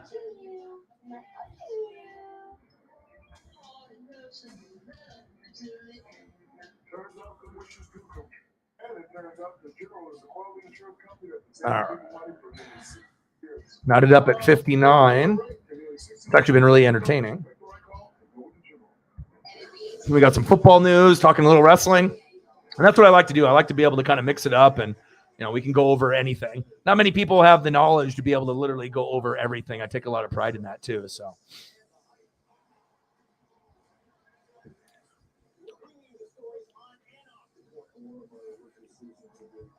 right. I think I might have to step outside and check up on my puppy here real quick. Kurrigan. Oh my gosh, dude, you're dropping names that most people have no idea. I mean, Sarah is a little bit older, like I am. Jameson as well. Wow. Yeah, dude. Yeah, even just throwing up, the Glacier and stuff, and Ernest the Cat Miller, like even the jobber guys, the Disco Inferno, the Alex Wright. You know what I mean? Like I don't know. It just Rhino. It doesn't have to be the most popular, but it just Taz, the human suplex machine. Absolutely, man.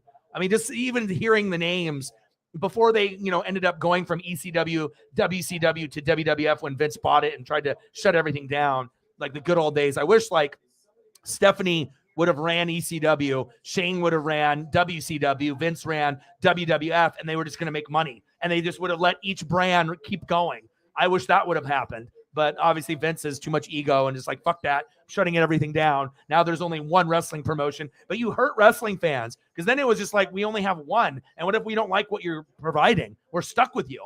So then when, AEW came out, we're like, yes, like an alternative, something different. And they're not going to fold. They're not going to sell. If anyone's selling, it looks like it's Vince. So, we're already back from halftime. Damn, that was quick. I guess that's what happens when you talk wrestling though, right? Talk wrestling and sports and you're like, oh, all of a sudden, you think it's going to be a long time and boom.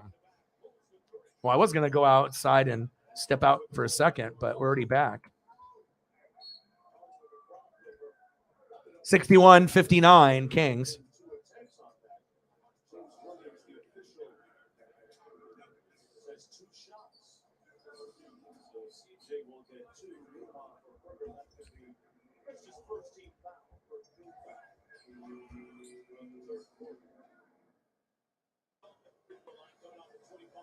Not JT in the building. What to do?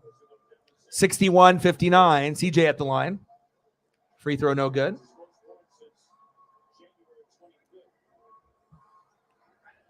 Los Boricuas. Oh, my God. DOA. Ahmed Johnson and Farouk. I do. Ahmed Johnson with the red, little armbands and little shorts. And just being buff as hell. He's like the back in the day Bobby Lashley. Ahmed Johnson. And then he had the thing where they did the Road Warriors thing where he wore the spikes.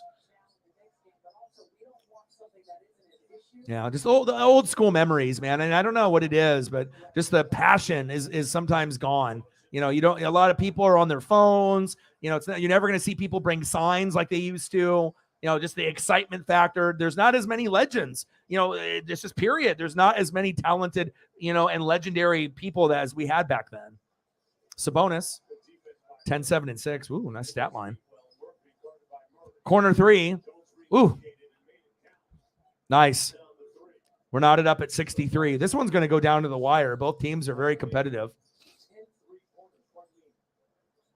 Deep three. No good. Rebound by Valanciunas. Very up-tempo game. Another three. In and out, no good. Sabonis with the rebound. I like Sabonis. I would take him on Portland. Harrison Barnes. Oh, nice pass. Sabonis. Pump fake. Herder. I like Herder as well. They have a lot of likable players on Sacramento. Oh, what a flush. Nice dunk. 65-63 Pelicans. Herbert Jones with the flush.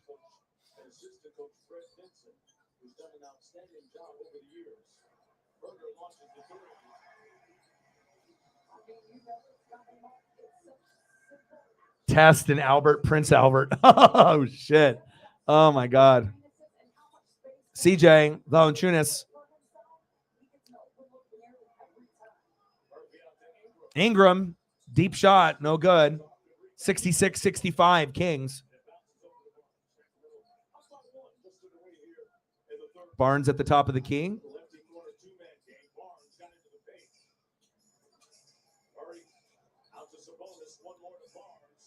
Ooh.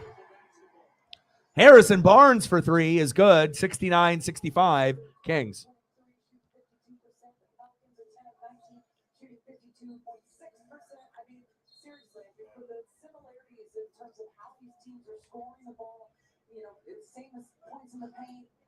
Now, game is on NBA TV, but if anyone ever follows me on like Twitter or Instagram and they follow and they send a message, if you need a link for this game, I have one.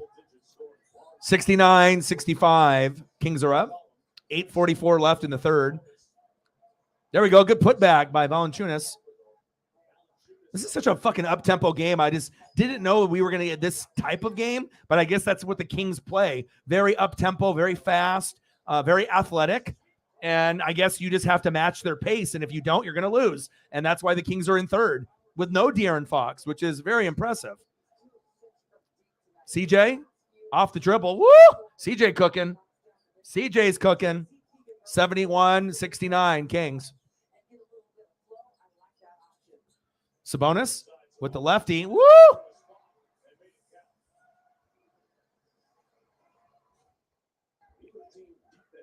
And no defense by both teams. Pacers should have never let him go. That was a stupid move by them.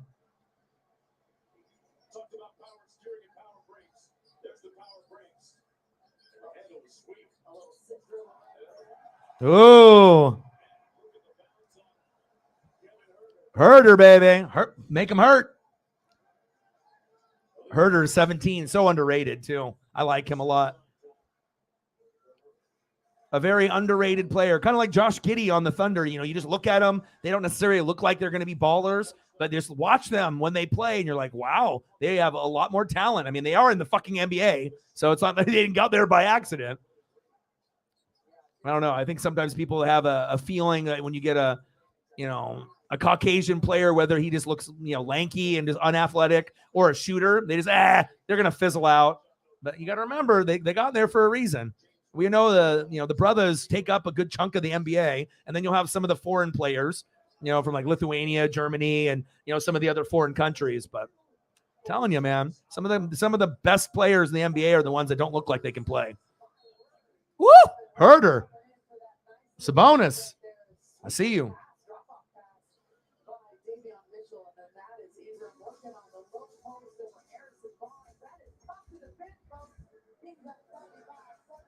I get a nice Herder one.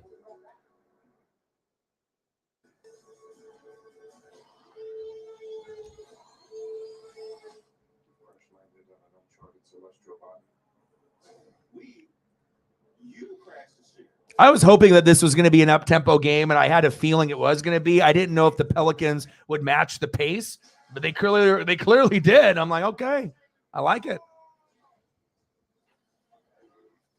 Midian, oh my gosh. Viscera.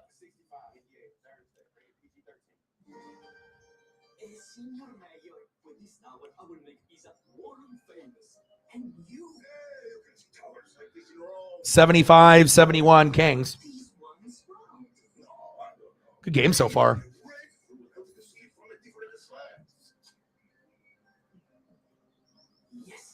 Yeah, but nice that Gino got the bag, and now the Saints don't have to worry about the quarterback thing. But the funny thing is, as we know, some Saints fans, will like with the Jameis, Winston situation when he was on the Bucks. Jameis Winston's terrible. I fucking hate the guy. Terrible, terrible, terrible. Then Jameis goes to the Saints, and then they defend him to the death like he's their half brother. It's just kind of funny when certain fan bases are like, fuck this guy, and then they're on, their team, and then now all the bad shit is like forgotten, and then they're defending him for like no reason. It's like over the top defending. And a lot of them, I think we're like that with Carr too. They're like, he's not that good. But now you have him. Now everyone's like defending him to the death. Yeah, we love this guy. Well, it's going to work out, I feel. You know what I mean? I'm not sure you're not going to probably get a Super Bowl, but, depending on how you build the team, there is a chance that you could maybe make a NFC championship game or go on a deep run with Carr. But, you got to figure out running back situation, especially with AK in the trial. Wide receiver, you need more than Olave. Michael Thomas, who knows, right? Maybe a true tight end instead of Taysom, so you can move him around as a Swiss Army knife, right? And then more defense, more O-line. But right now, they are the team to beat in the NFC South. So congratulations to them. They got a good player. I would take him on the Bucks, but I just didn't want to pay $40 million a year, And then 3 years, $105 million. He only made like $17 million in 8, 9, 10 years. So for him to get 3 years, $105 million, this is the most money he's ever gotten. So good for him to get the bag, and he was comeback player of the year. So well deserved. So, and I need to see a little bit more Malik Monk and a little bit more CJ McCollum. But the game has been good. And then we've been talking a little bit of wrestling here as well. I know, dude. Seriously, I think that was like when I saw them in third all year. So I already had my eye on them, but I haven't got a chance to watch too many games. And so I was like, I know when I watch them, I was like, I hope they're full strength so I can really see if they could compete with the Grizzlies and the Nuggets. And they're really good, man. They're fun to watch. Young, but something to prove, Good players on the team. Herder, Sabonis, Fox, Monk, they're all like likable players,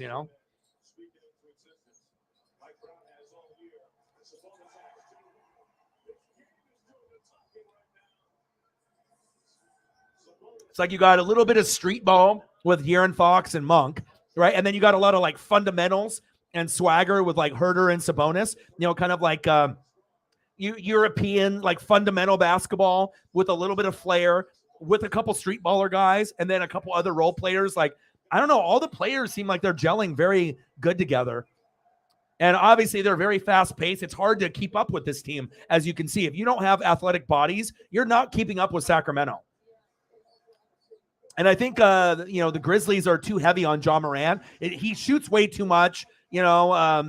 not only on Instagram, but but on the court as well. He's kind of a ball hog. I like to see him be able to distribute a little more, but sometimes they don't have anyone on the court that can score like him. So I understand. And then Denver sometimes looks flat. Yes, I know they got Jamal Murray and you got the Joker, but I don't know. I just don't think any West team is good enough to win it all. I think you're going to get the championship either through the Bucks or the Celtics this year. That's what it kind of feels like to me.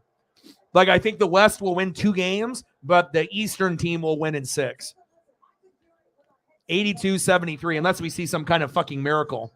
Or if Denver, and Joker just starts going off in the finals where he starts racking up 30, 20, 15 games, then Denver might be able to do it. I just don't feel they have enough bench or supporting cast with Murray, and even the Joker. And if you slow down the Joker, you're fucked. The Denver's fucked. They don't have it's not like you can bank on Jamal Murray throwing up a 45, so just think the Celtics and obviously the Sixers are good, but they're not as good as the Celtics or Bucks. That's very clear. I've watched quite a few of their games, even though Harden and Embiid are awesome, really fun to watch. Sixers are fun, but they don't have enough, I don't think either. There's a drop off from 1-2 and then them. Almost turned over. Turnover party. The Kings, Uncle Mo, starting to get a little bit of rhythm here. Even Harrison Barnes being on Sacramento, it's finally being on Golden State and, feeling what it feels like to be a winner, and then being on Sacramento and you're like, fuck my life. But now with Fox and Monk and now Sabonis is there from the Pacers, Herter's there. The team now is wow, just in a few years, it looked like garbage destination. Now, you're going to be probably a top 3, top 4 team for a couple years. I like it, man. I wish the Blazers were in this kind of position, with Dame, but yeah, I'm impressed too, man. Yeah, that's another one. What I mean? As I watch more, I'll be able to get a gauge. But as far as the supporting cast, player for player, I kind of like. I mean, yeah, I know you got Dylan and you got some of these other guys on the Grizzlies and the Nuggets, but player for player, I kind of like what I see with the Kings. I just, when you're going into a 7-game series, though, and if you're going to be going against a Ja Morant or a Joker, it's tough. You know what I mean? Because you already know that those guys are going to be able to produce big games, and sometimes those guys alone will win it, and they can take over the game. But I really like this Sacramento, team aspect. Very athletic.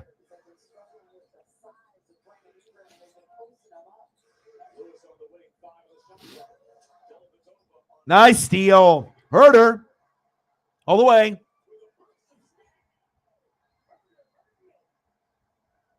Herter, don't hurt him. Hammer, don't hurt him. Woo! Let's go, baby. Yeah, baby. Come to Portland. This guy's money, dude. A guy that can get 15 to 25, even with the other guys that are on the team. This guy's nothing. Because he's big red, just a white dude, just white basketball player. He can't do it. This guy's awesome. I'm telling you, some of the guys that don't look like they could be, ballas, they are the best ballas. Now, underrated ballas. Nice job, man. Nice job, Herter.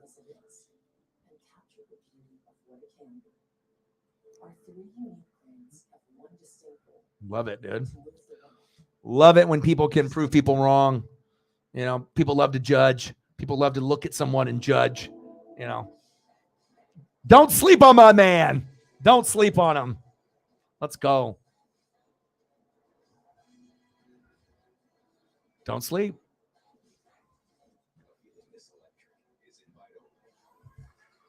$85-74 at Kings.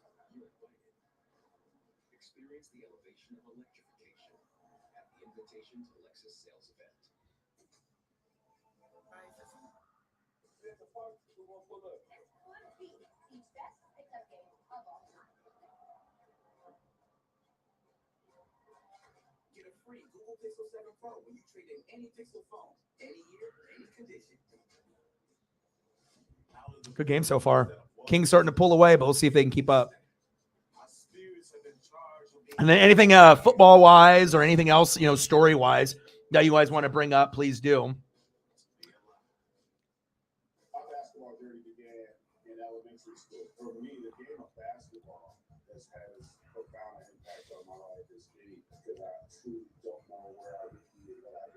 I can't wait for baseball to start up.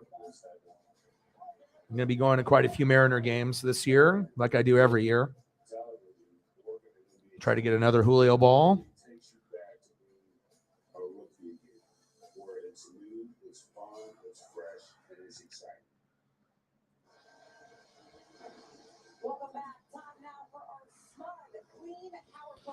Domantas Sabonis, 15, 9, and 10 with a steal and a block.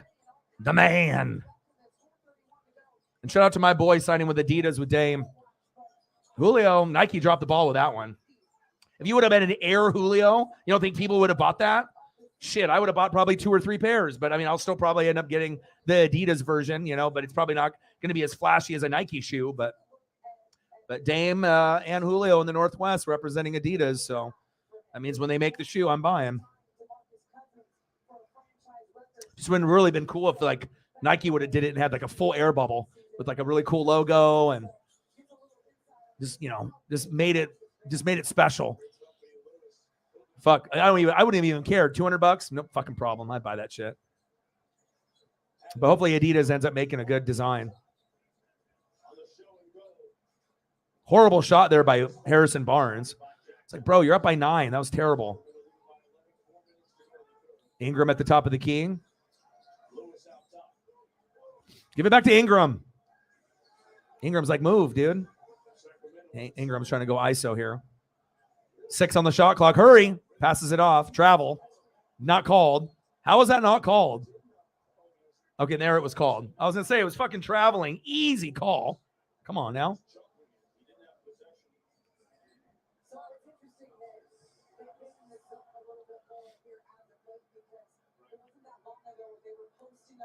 Yeah. And like I said, you can go for, superstars, but if you get me players, Kyrie, me player, not team, right? Kevin Durant, me player, not team, right? Harden, me player, not team. Kyrie, Harden, and they even had Blake Griffin and LaMarcus Aldridge even at the end of their careers. They're not good anymore, but it's like you had so many players, but it shows you have to be a team player.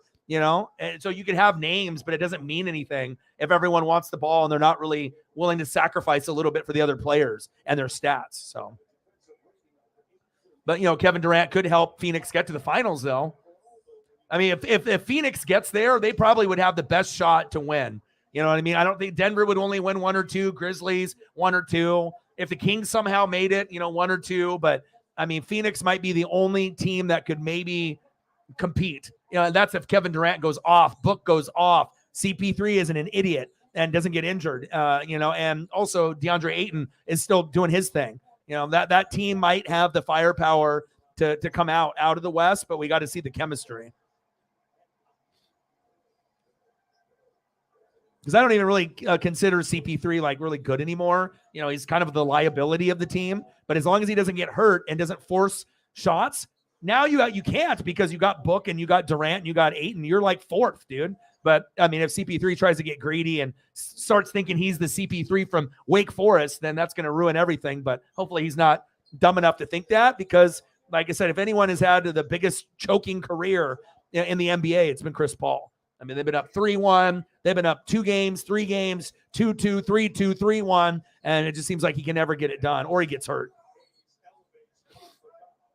88-77 Kings.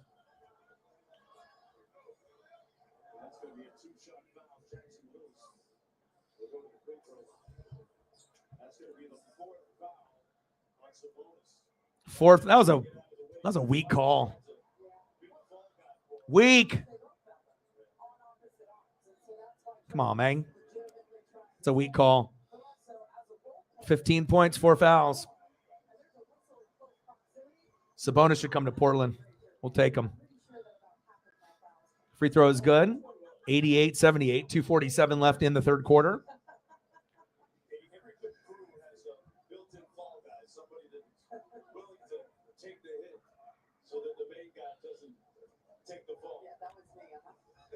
Yeah, I mean, teams are what have you done for me lately, type of thing. But normally when we go into a season, there's only like 3 teams that can win the championship. Like, it's like in the NFL, there's more. Baseball, maybe you have like 3 or 4, legitimate teams that can win it all. I'm saying it's not like there's 8. like in the NFL where things could, maybe happen, 3 or 4 in the AFC, maybe 2 or 3 in the NFC. Chemistry is a big thing. And there's not as many good NBA coaches anymore either compared to the 80s and 90s.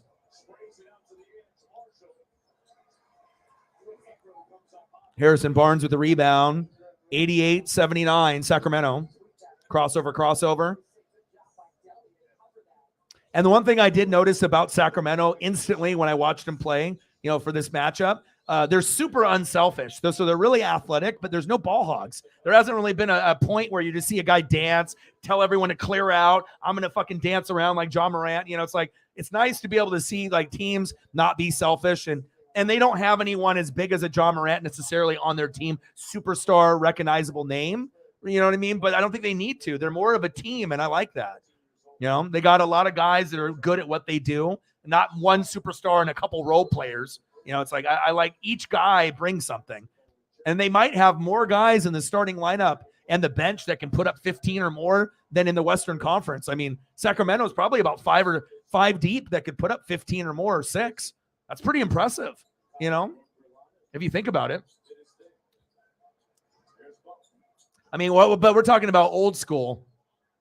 I mean, we're, like the Phil Jacksons and like the old school coaches that we were used to seeing. You don't really see a lot of, I don't know. To me, the talent level has dropped off on the coaching side. I mean, compared to the 80s and 90s. Nice. Ooh. Try to go for an oop there.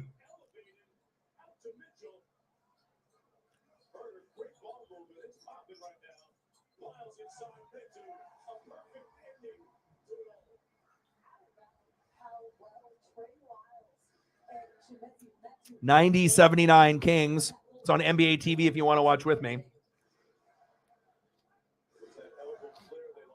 What are we sitting at on Donos right now? Where are we at, Sarah? Hopefully we'll get a few more people to kind of drop through. 90-79 Sacramento.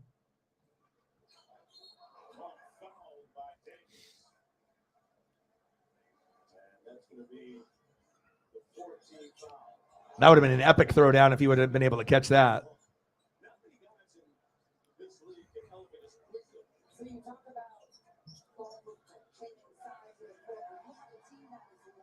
Ingram with 16, Jones with 11, Valanciunas with 15, CJ with 10, Murphy with 10, Hayes off the bench with 9. And then let's go to the Kings. Kings, Sabonis 15, Barnes 14, Murray 10, Mitchell 11, Herter 19, Lyles on the bench with 11. Like Malik Monk ain't even playing. He's got 5 minutes logged. Throw Malik Monk in. Is he battling an injury? What's going on with Malik with only 5 minutes? 26. We got a ways to go. 74 to go. 92-79 Kings.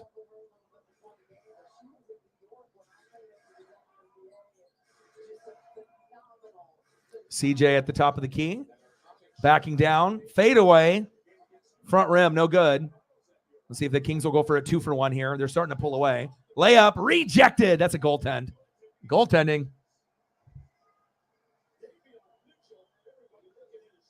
Nice. Just like that, the game was close, and now Sacramento is like really putting the pressure on.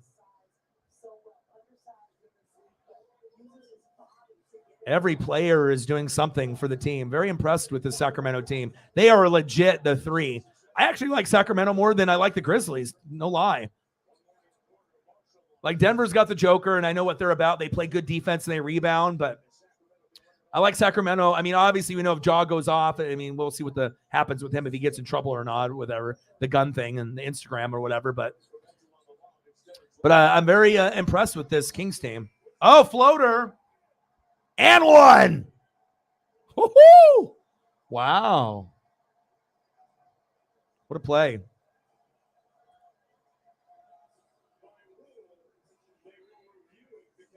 Trey Lyles. I think that's good. They're reviewing. Oh, it's in.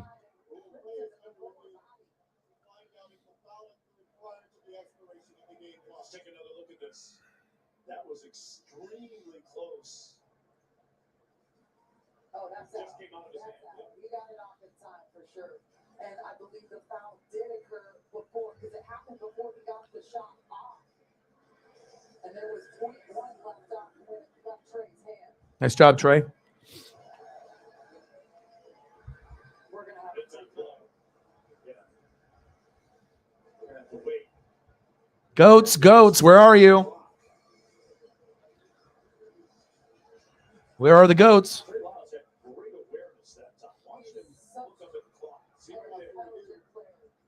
contact by Brandon Ingram occurs with 0.5 of a second remaining in the quarter. The foul counts, the basket counts. There'll be one shot for Trey Lyles who will play off the make or miss. So they'll play off the make or miss with 0.5 to play. So the teams are going to come out. The quarter not over. They're saying that the whistle blew on the foul with 0.5 to play in the third. And the lead now swelling to 17. All right, we got 0.5 left in the third quarter, 96-79, a huge third quarter for the Kings. It was pretty much locked and even at halftime, right? We're knotted up at like 59, but now with a explosion of 37 points, which is probably going to be 38 here, and you held the Pelicans to 20. So that's the difference in the game right now is this third quarter.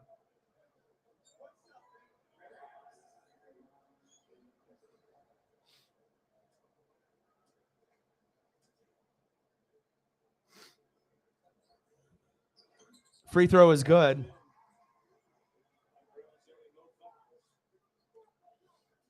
All right, I'll talk to you tomorrow, Sarah. 97-79 Kings. Half-court shot is no good.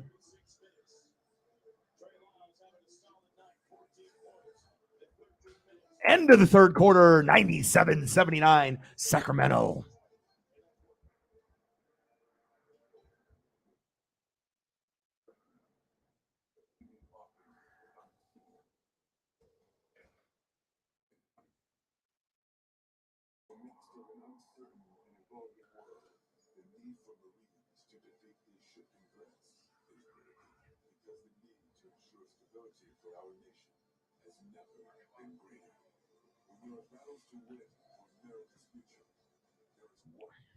Jameson, will you take over for Dono duties for Sarah?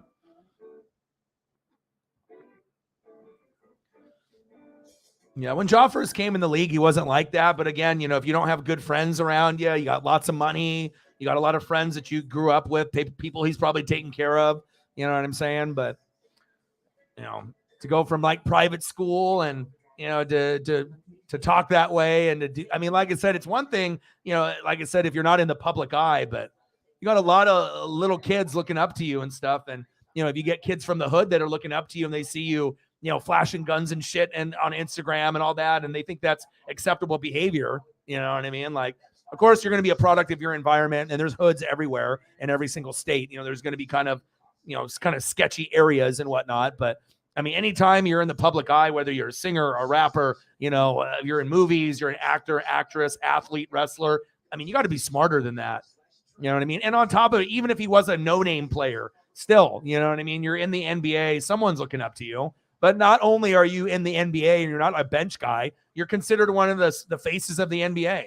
So I don't know. We'll see what happens with that. But, it sounds like, he doesn't really have like the right people. But also, too, you got to remember, like with Paul Pierce, he got a point where he never carried a gun. He got stabbed and robbed, almost died. And then he carried a gun with him after that, which is totally understandable. So maybe we don't really know all the facts if someone ran up on him and, you know what I mean? But as far as, doing videos and flashing shit around, I mean, you got to be kind of smarter than that, But who knows? Maybe he wasn't sober, maybe he was drinking or something else, and that's why he did it. So we don't know all the facts yet. So, but Jameson, if you can take over, we're at 26, so 74 to go. And hopefully we'll get some goats to help us out. It's been a very tough 3-month period. And like I said, I wanted to be able to continue the dream and continue grinding it out. I mean, I didn't work this hard. This is my 11th year Took 10 years to go full time. You know, we don't want to go backwards. We want to go forward. So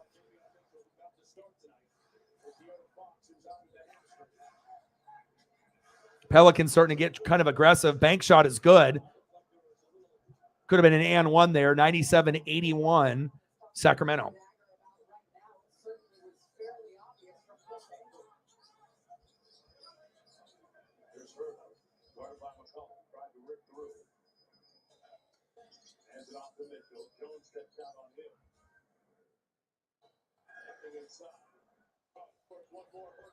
Herder 3. Wow. Herder, don't hurt him. Don't sleep. Don't sleep. 181 Sacramento. Herder 22 and 5. 6 for 8 from deep, baby. Don't sleep.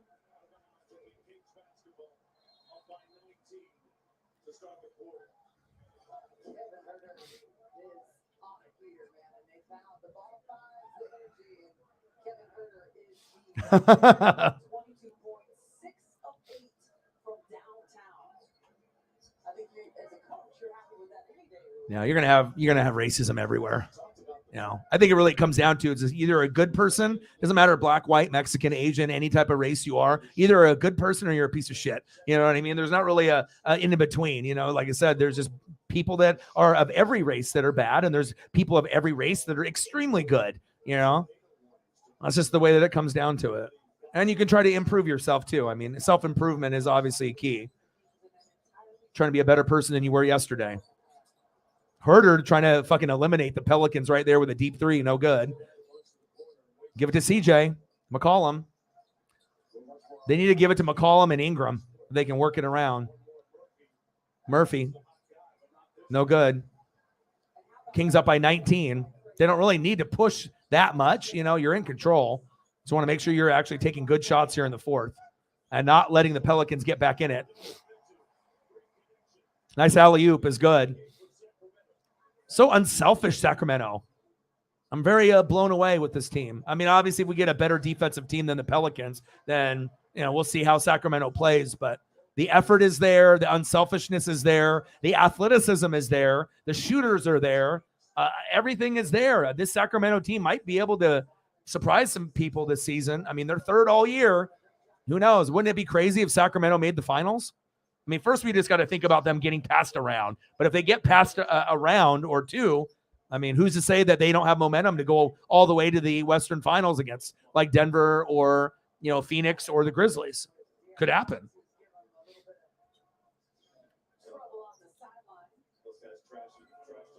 Oh my God, yeah, being there in person, that would have been crazy.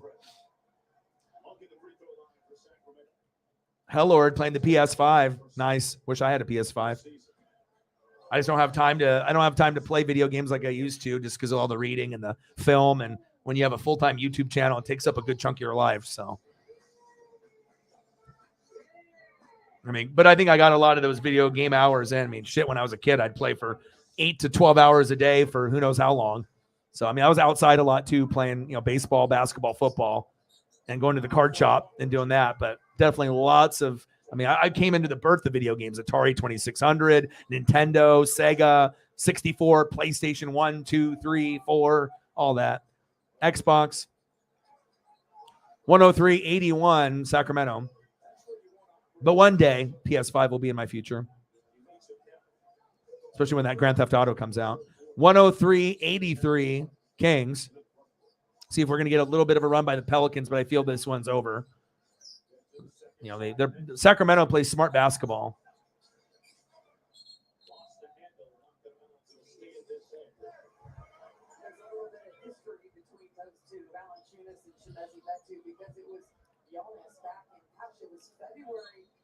$9:25 left. Nice pass. Backdoor. Oh, baby. Let's go. Let's go, baby. Nice job. Nice to see him get in there. Layup is good. 105-85. Kings up by 20. Corner 3. Dude, these guys are on fire. They sit the fuck down. Malik Monk, baby. Limited playing time. No problem. No problem. Listen to the stat line here. Okay, so if you're looking at the starting lineup for the Pelicans, right? 16, 13, 17, 10, and 10 for Ingram, Jones, Valanciunas, McCollum, and Murphy, right? But then when you go look at the Kings, Sabonis 15, Barnes 14, Murray 10, Mitchell 13, Horder 22, Lyles 14, and they even got a guy, Mitu, with 9. That is so evenly distributed. I don't think I've seen a game this year. And then even Malik with 8. I mean, that's awesome. I mean, I have not seen this type of production in this type of basketball at all. This is the first time I've seen it. So I'm liking what I see. I'm definitely going to try to cover more games. Hopefully they put, Sacramento on TV a little more. I mean, they are third for a reason. All right. You hear me, Malik? I need that.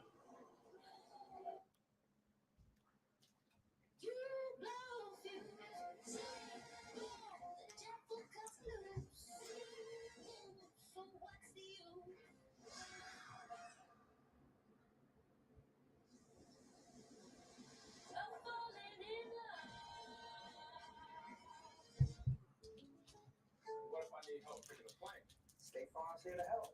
What up, folks? Hey, guys. What if he's not actually 7'4"? 108-85, Sacramento.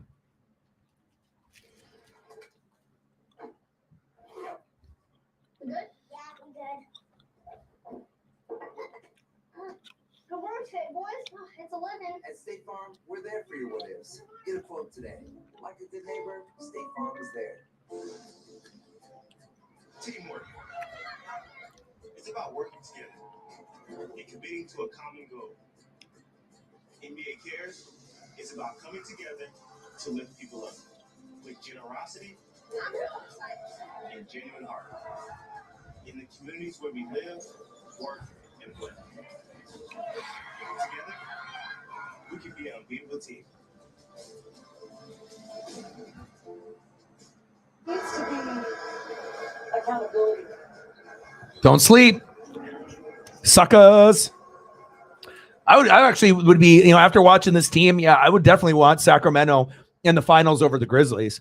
If it's Denver or Phoenix, or if they go against each other, that's fine. But if for whatever reason, Denver, Phoenix, or the Grizzlies slip up, and there's going to be one team that gets a shot, I would love to see Sacramento match up with those other three.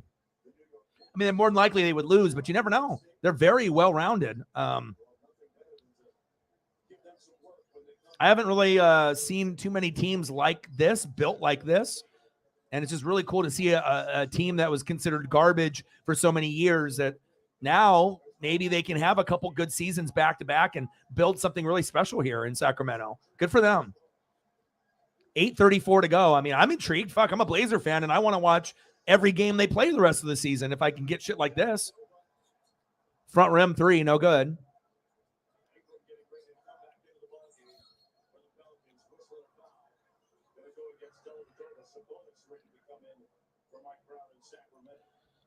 I will say this, Dylan knows how to get a foul.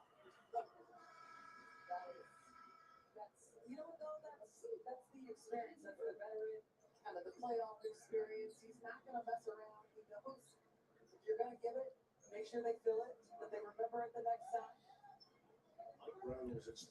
108-85, Sacramento. Ingram back in the game. I mean, like I said, the only way the Pelicans were going to, kind of compete with this defense had to be much better. Nice jumper there by Ingram. 108-89, but Ingram needed to be putting up like 30, and you probably needed McCollum to put up like 25 to be able to keep up. And right now, McCollum's at 10 and Ingram's at 16. Not good enough. I mean, they got pretty good, well-rounded scoring in this game for the Pelicans as well, but they just needed a little bit higher. Ingram's got 18, Valanciunas 17, Jones 13, McCollum and Murphy are at 10. Those need to be closer to 20.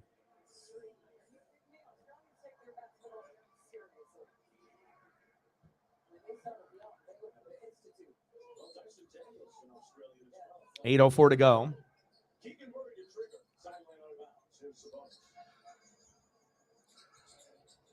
Sabonis at the top of the key. Monk. Floater. Fadeaway. And one. Wow. All right, Malik. Very quiet in the first half of this game. He started to kind of come alive. Really late in the third. Yeah, well, the Blazers aren't very good either, man. It happens. Plus, Sacramento's the third best team in the West. A lot of teams are going to lose to Sacramento this year. You know what I'm saying? And it's not like your team is a full complement. You don't got Zion out there, so it's not really the full team. And you know, there's some players there, but lack of defense is what killed you today. Ooh, Ingram. Nice flush by Ingram.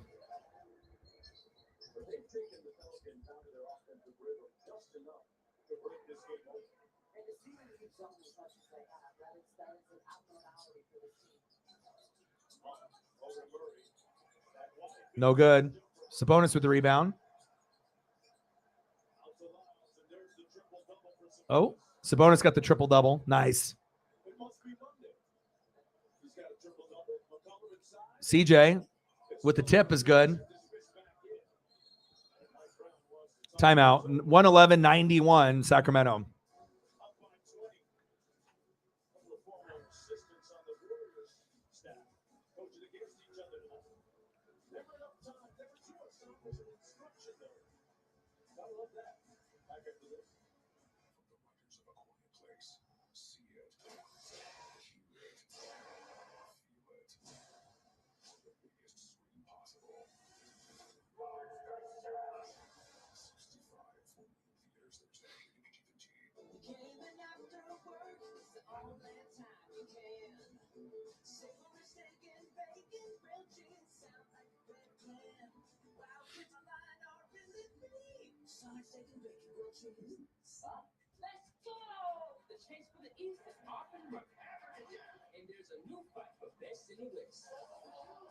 Just when you think you've seen it all, you realize you ain't seen nothing yet.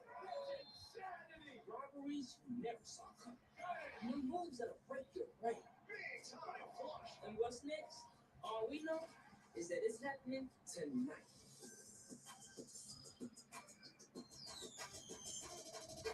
Have you ever felt leg pain, restlessness, cramps, tingling, swelling, numbness, itchiness, or coldness? Then you need the new, clinically proven Lasercise Pro, the natural circulation booster that uses continuous automatic leg movement to soothe pain and promote healthy circulation the natural drug-free way. After using Lasercise for a week, I felt like I wanted to go for a walk again without pain, like I used to. Lasercise Pro's patented walking simulator propulsion technology moves your feet back and forth along its concave track, creating constant movement and flex at both the knee and ankle joints. It's like having a physical therapist. 111-91, 7:07 left. I was hoping that the Pelicans would play a little bit better. I mean, it was good for the first half, but it was 38 points in the third quarter, and then the game was essentially over, but still enjoying the game. And hopefully we'll get a little bit more out of CJ and Ingram before the game is over. They're fun to watch. I like Ingram a lot. I think, I know the Lakers had to make the move, but he's a very underrated player. 15, 10, and 10 for Sabonis. Because he's good.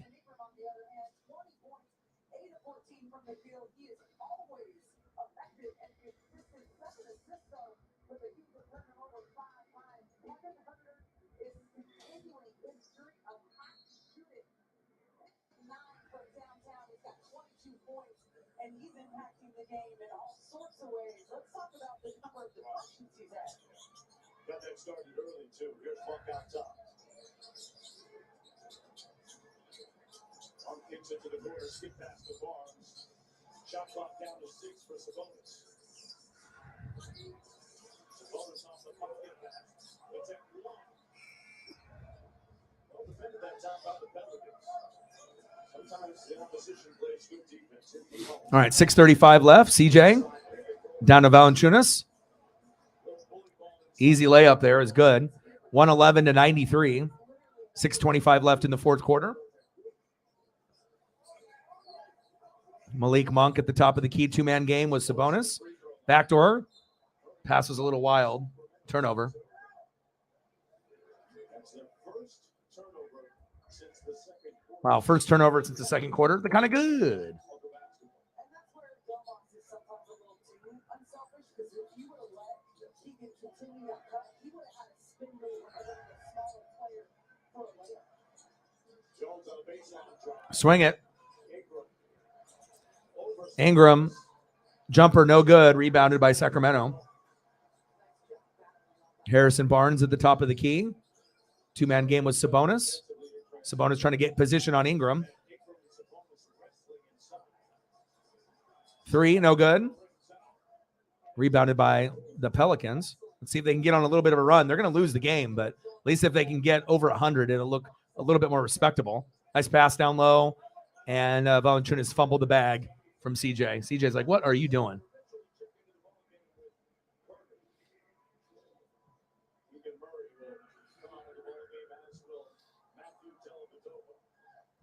Davion Mitchell has been tremendous in his seventh start tonight. 13 points, 5 of 7. All right. 111-93, Sacramento, 5:31 left in the fourth quarter. He's got 6 assists. He's 3 or 4 from downtown. Defensively still impacting the game in a major way. Played 27 minutes so far. Davion, you have an A from Katie. Don't mess it up. I mean, I feel an A+, but Sabonis and one with the slam.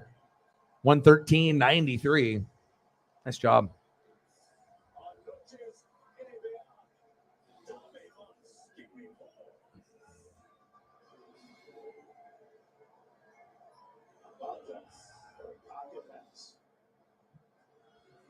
cleared out that whole backside for him. Had that space to work with.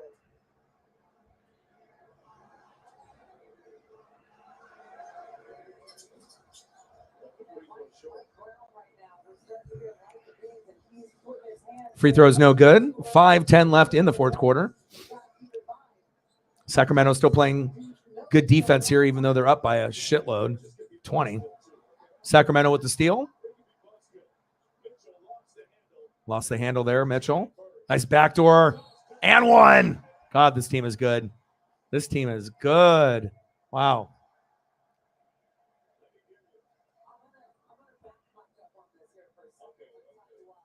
First of all, you want to make sure that your team knows that 5 minutes to go in the game is a lot of time, and you want to keep them as focused as possible. You don't want them to relax or let up. And also, I mean, the superstition to a certain degree, you do not want to. 116-93, Sacramento, 4:50 left. Ingram, baseline. Ooh, nice jumper. 116-95, Sacramento.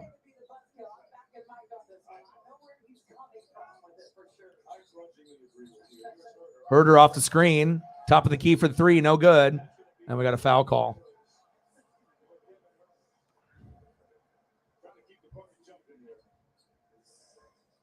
That's going to be the second personal foul against C.J. McCollum, who has 12 points tonight. Kevin Herter, the leading scorer of the ball game, 22. One of seven Sacramento players in double-digit scoring.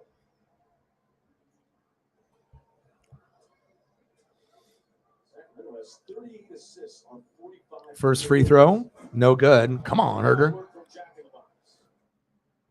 Oreo cookies, Cool Mint. What's not to like? I guess that it's only here for a limited time. Fourth strong game in a row. Second free throw, no good. Come on, Herder. Come on, baby. Take your time. It's got 22. Come on now.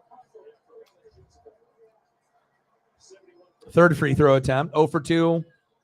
1 for 3. Rolls in. Nice job. 117-95. Kings. CJ McCollum. Baseline jumper is good. What's CJ have? 12 points. Damn, CJ, you need better than that. Can't be having 12 against the Sacramento team. Think you're going to win. Floor spacing for Sacramento is very good too. Sabonis. Front rim, no good. Valanciunas with the rebound. CJ McCollum. Shoot it, CJ. Oh, no good. Murray with the rebound.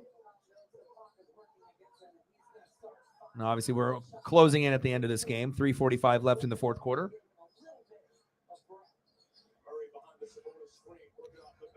Harrison Barnes for three. No good. All right, come on, CJ. Show me something. Give it to Ingram. There we go.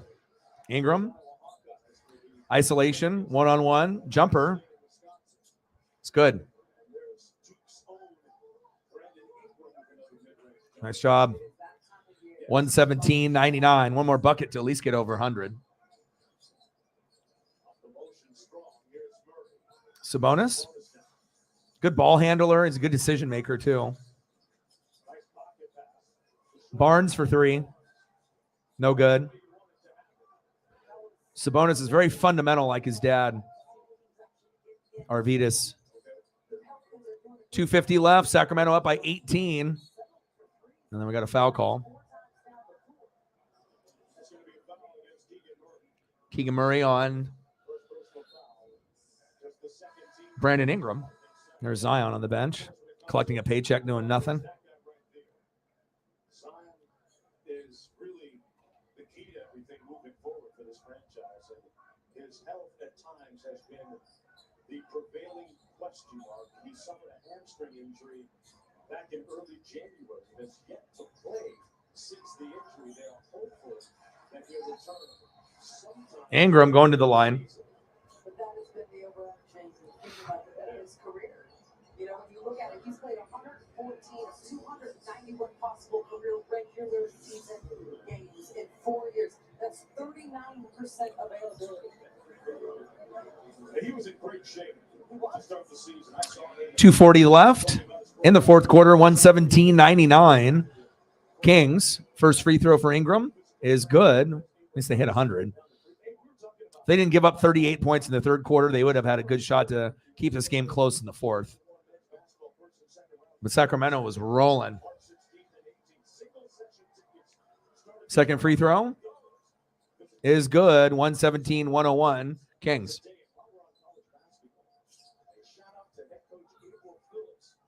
It's crazy. Even the Kings building isn't sold out for the third best team in the West. You think that their fan support would be better. Lots of empty seats in this game. But maybe once they win around or they get a little bit further or maybe, make it to the West Finals in a couple years or this year, maybe then the fans will show up. They're like, oh, this team is actually fun to watch.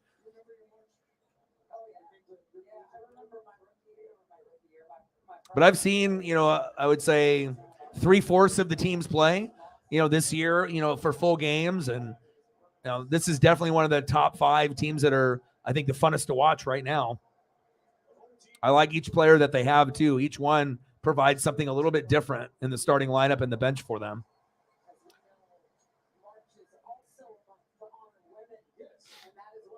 First free throw is good. 118-101, Kings. Sabonis, 18, 10, and 11. What a stud. And he's only played 32 minutes. Fuck out of here. Another free throw is good. 19 points. Triple-double for Sabonis. They're up by 18. See what the Pelicans can do here in the last 2 minutes. Pick and roll. Baseline. Layup is no good. Sabonis with the rebound. Herder for 3. No good. He was really trying to put the nail in the coffin there. Ingram, crossover. Baseline, double teamed. Swing it. There we go. Wide open 3. No good. Rebound by Sacramento. Now you're about to slow the game down.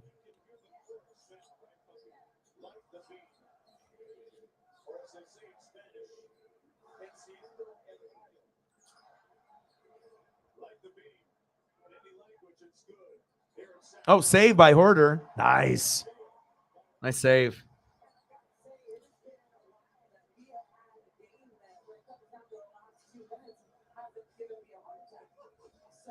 good job by the Kings to come out and really, in the third quarter, take care of business. I hope the Kings get on the schedule more, because I don't know of how many more teams I would want to watch over them. You know, like I said, I've seen Boston, I've seen Milwaukee, I've seen the Sixers. I love watching those three teams. I can watch the Blazers all day, being my own team, even if we suck, right? And then obviously you got teams in the West like Denver and the Grizzlies. I don't need to watch them. It's not like they're exciting to watch. I know they're good, you know, but if John Morant's going to be away for a few games, like, I honestly would rather watch Sacramento as the 3 seed than watch Denver or Memphis. You know, Phoenix, though, would, you know, catch my interest because of Kevin Durant. But, I mean, beyond the Blazers and the Suns, this might be the team that I would want to watch the most in the West. Nice job tonight, Herder. 25 points, leading everyone in the game. 25, 5, and 8. Nice stat line. To see how far this team has come and how far they need to go, because New York, after Milwaukee had its 16-game winning streak snapped, Bank shot is good. 121-105, Sacramento. Now we're at the end of the game, the last 30 seconds.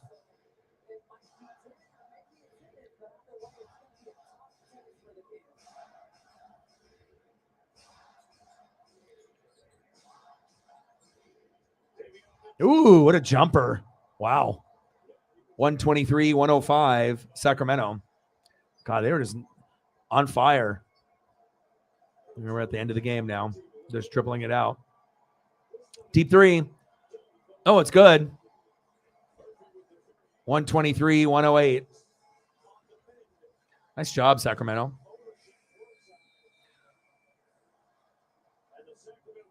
Final score, Sacramento Kings 123, Nolans Pelicans 108. Indeed,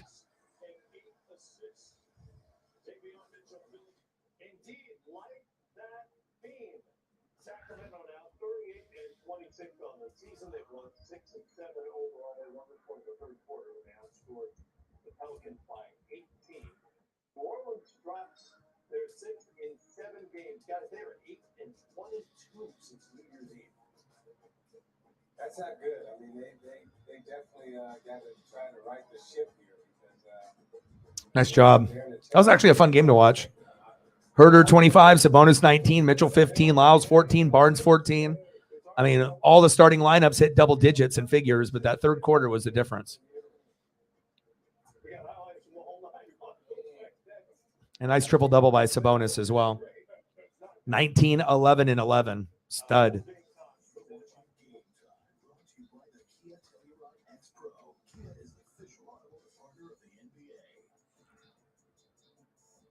Well, hopefully we'll get some more people. Like I said, you know, I know not everyone enjoys NBA or college hoops, but at least you can come out and hang out and support and whatnot. So hopefully we'll get some more people throughout the week.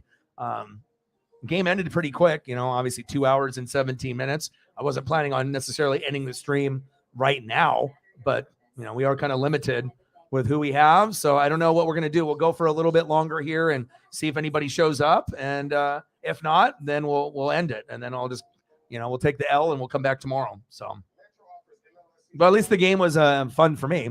And, you know, like I said, I got a chance to see Sacramento and see what they're all about. And they are, you know, number 3 seed in the West for a reason. And then we'll just kind of play it by ear. So, all right, I'm going to go step out for a second here and then probably go for a little bit longer, and then we'll just call it a day. Ingredients you can see and pronounce. On the $3 crayons have arrived with Sonic. All you need is a crisp $3 bill. But those don't exist. Swing arrow. Sonic on the $3 crayons. Sonic. Gatorade Fit. Fitness starts from All right, I'm going to step back for a second, and I'll be right back. I'm going to go check up on my puppy, and then we'll wait for some more goats to hopefully to show up, and then we'll go from there. healthy real hydration together that helps you feel tomorrow. Hey, bud. Wow. What's all this? Well, it was too expensive, so I brought it here. You know, with Priceline, you could actually take that trip for less than all this. I made a horrible mistake. Yeah.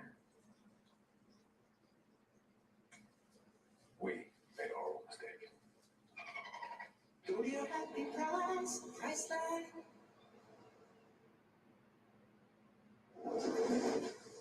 Time for tonight's winning performance presented by Gatorade. You're looking at the numbers from Donovan Mitchell tonight. His 8th 40-point game as a Cavalier. He got 34 shots along the way, knocked down 14, hit all of his free throws. Collected 11 rebounds as the Cavs got their third straight win over the Boston Celtics.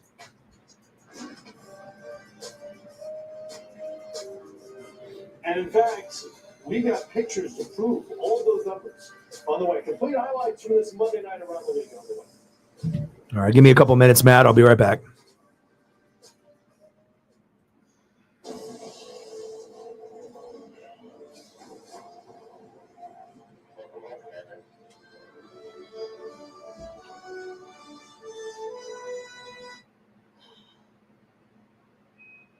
The most advanced vehicles are the ones that prepare you for everything.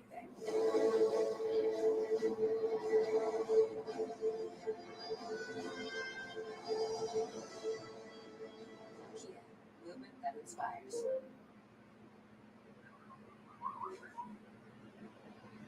Oh, yeah, there it is. How do you show me you can? When I haven't heard from them in a while, constant contact, automatically send the text. It's not been in a relationship with about more like this. Landscape architect.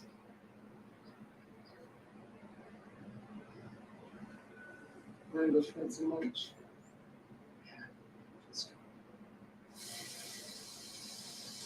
That sizzle, that's the soundtrack of Chipotle. The soundtrack of Chipotle? Oh yeah. You come in, you're gonna be hearing that sizzle. That's how you know that we always have fresh food. Fresh is what you stand for. Exactly. Gatorade Fit. Fitness starts from the inside out. Get healthy real hydration. And no added sugar, artificial sweeteners, or added colors. Gatorade Fit. Healthy real hydration today helps you feel tomorrow.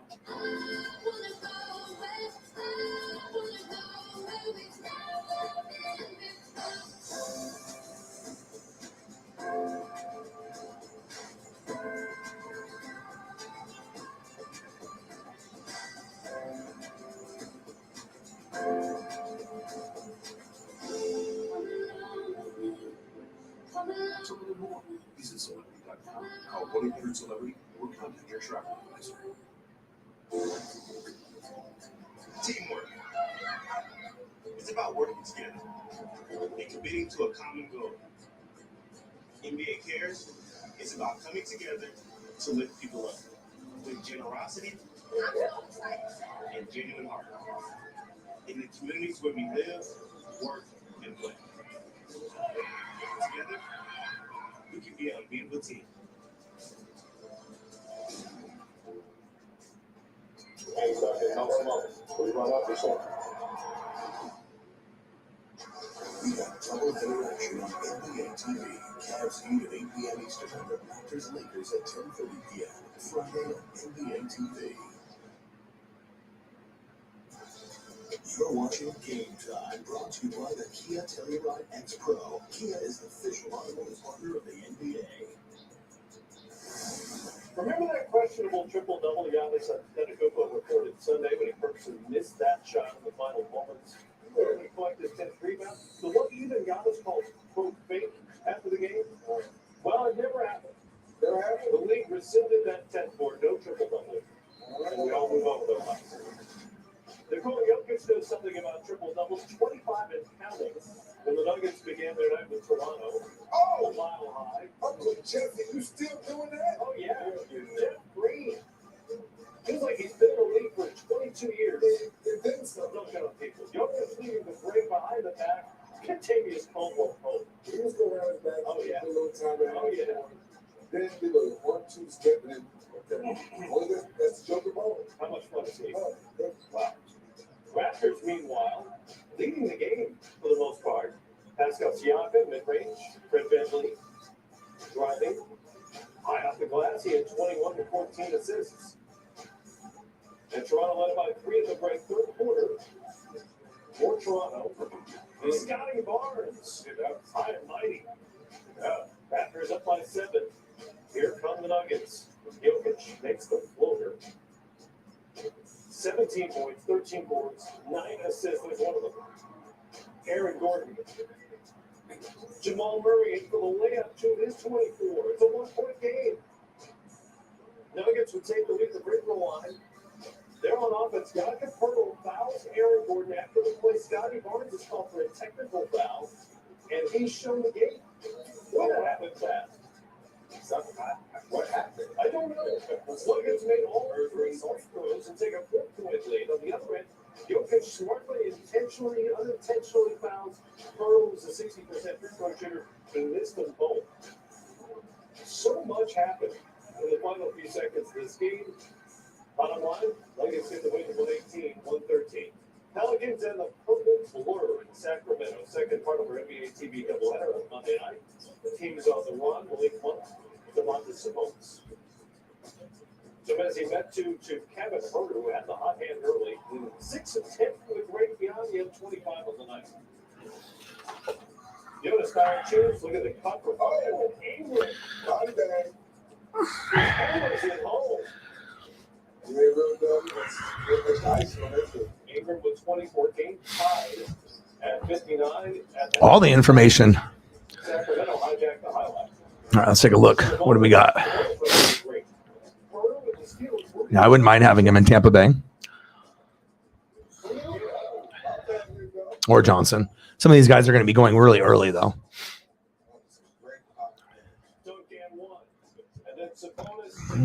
Tampa. Tampa is interested.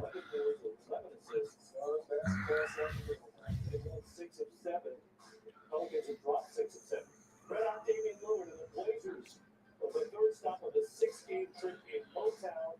Lillard is averaging better than 36 a game since January 1st.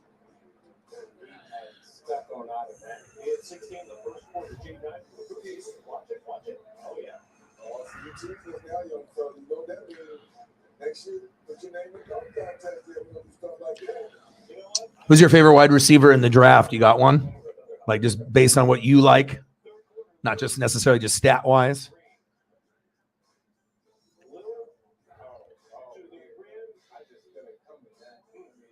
Hmm. Every time James touches the basketball, he's just excited. Had his second triple-double of the season, 31, 13, and 12. That's Ivy for the layup and the foul. He had 13 and 13. Blazers swing it. Grant for the goal for the Silver Piston. Went for 26. Portland now 2-1 on their trip, which continues in Boston on Wednesday. Denver, with their win, opens up a full 7-game lead now. You got like a whole paper printed out in front of you? As I'm going through this, I'm typing my fingers. So I'm showing each one. You know, you're going to put the effort out. I'll show it.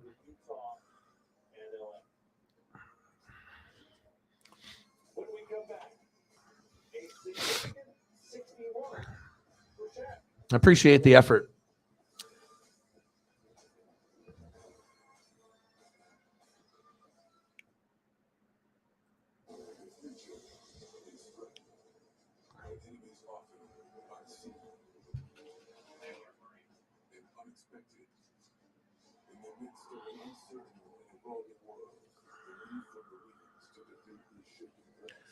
Well, we're almost at the 2 hour and 30-minute mark. You know, like I said, usually I'll go for, 3.5 hours or 4, depending on where we're at. But, I think we're kind of just winding down. So, I mean, if we don't get anybody, coming through, shortly, we'll probably end the stream here in a few minutes. And then, if we do get people showing up, then we can go for a little bit longer. But, sometimes, we'll just have to just start tomorrow, and we'll go back tomorrow, and we'll go after it, and we'll just end today and then start fresh tomorrow. So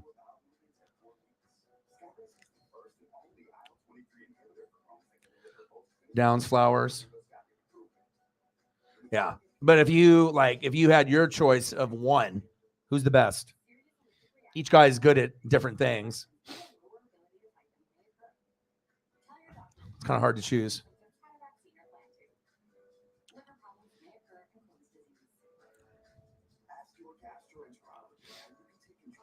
Oh, you just looked it up?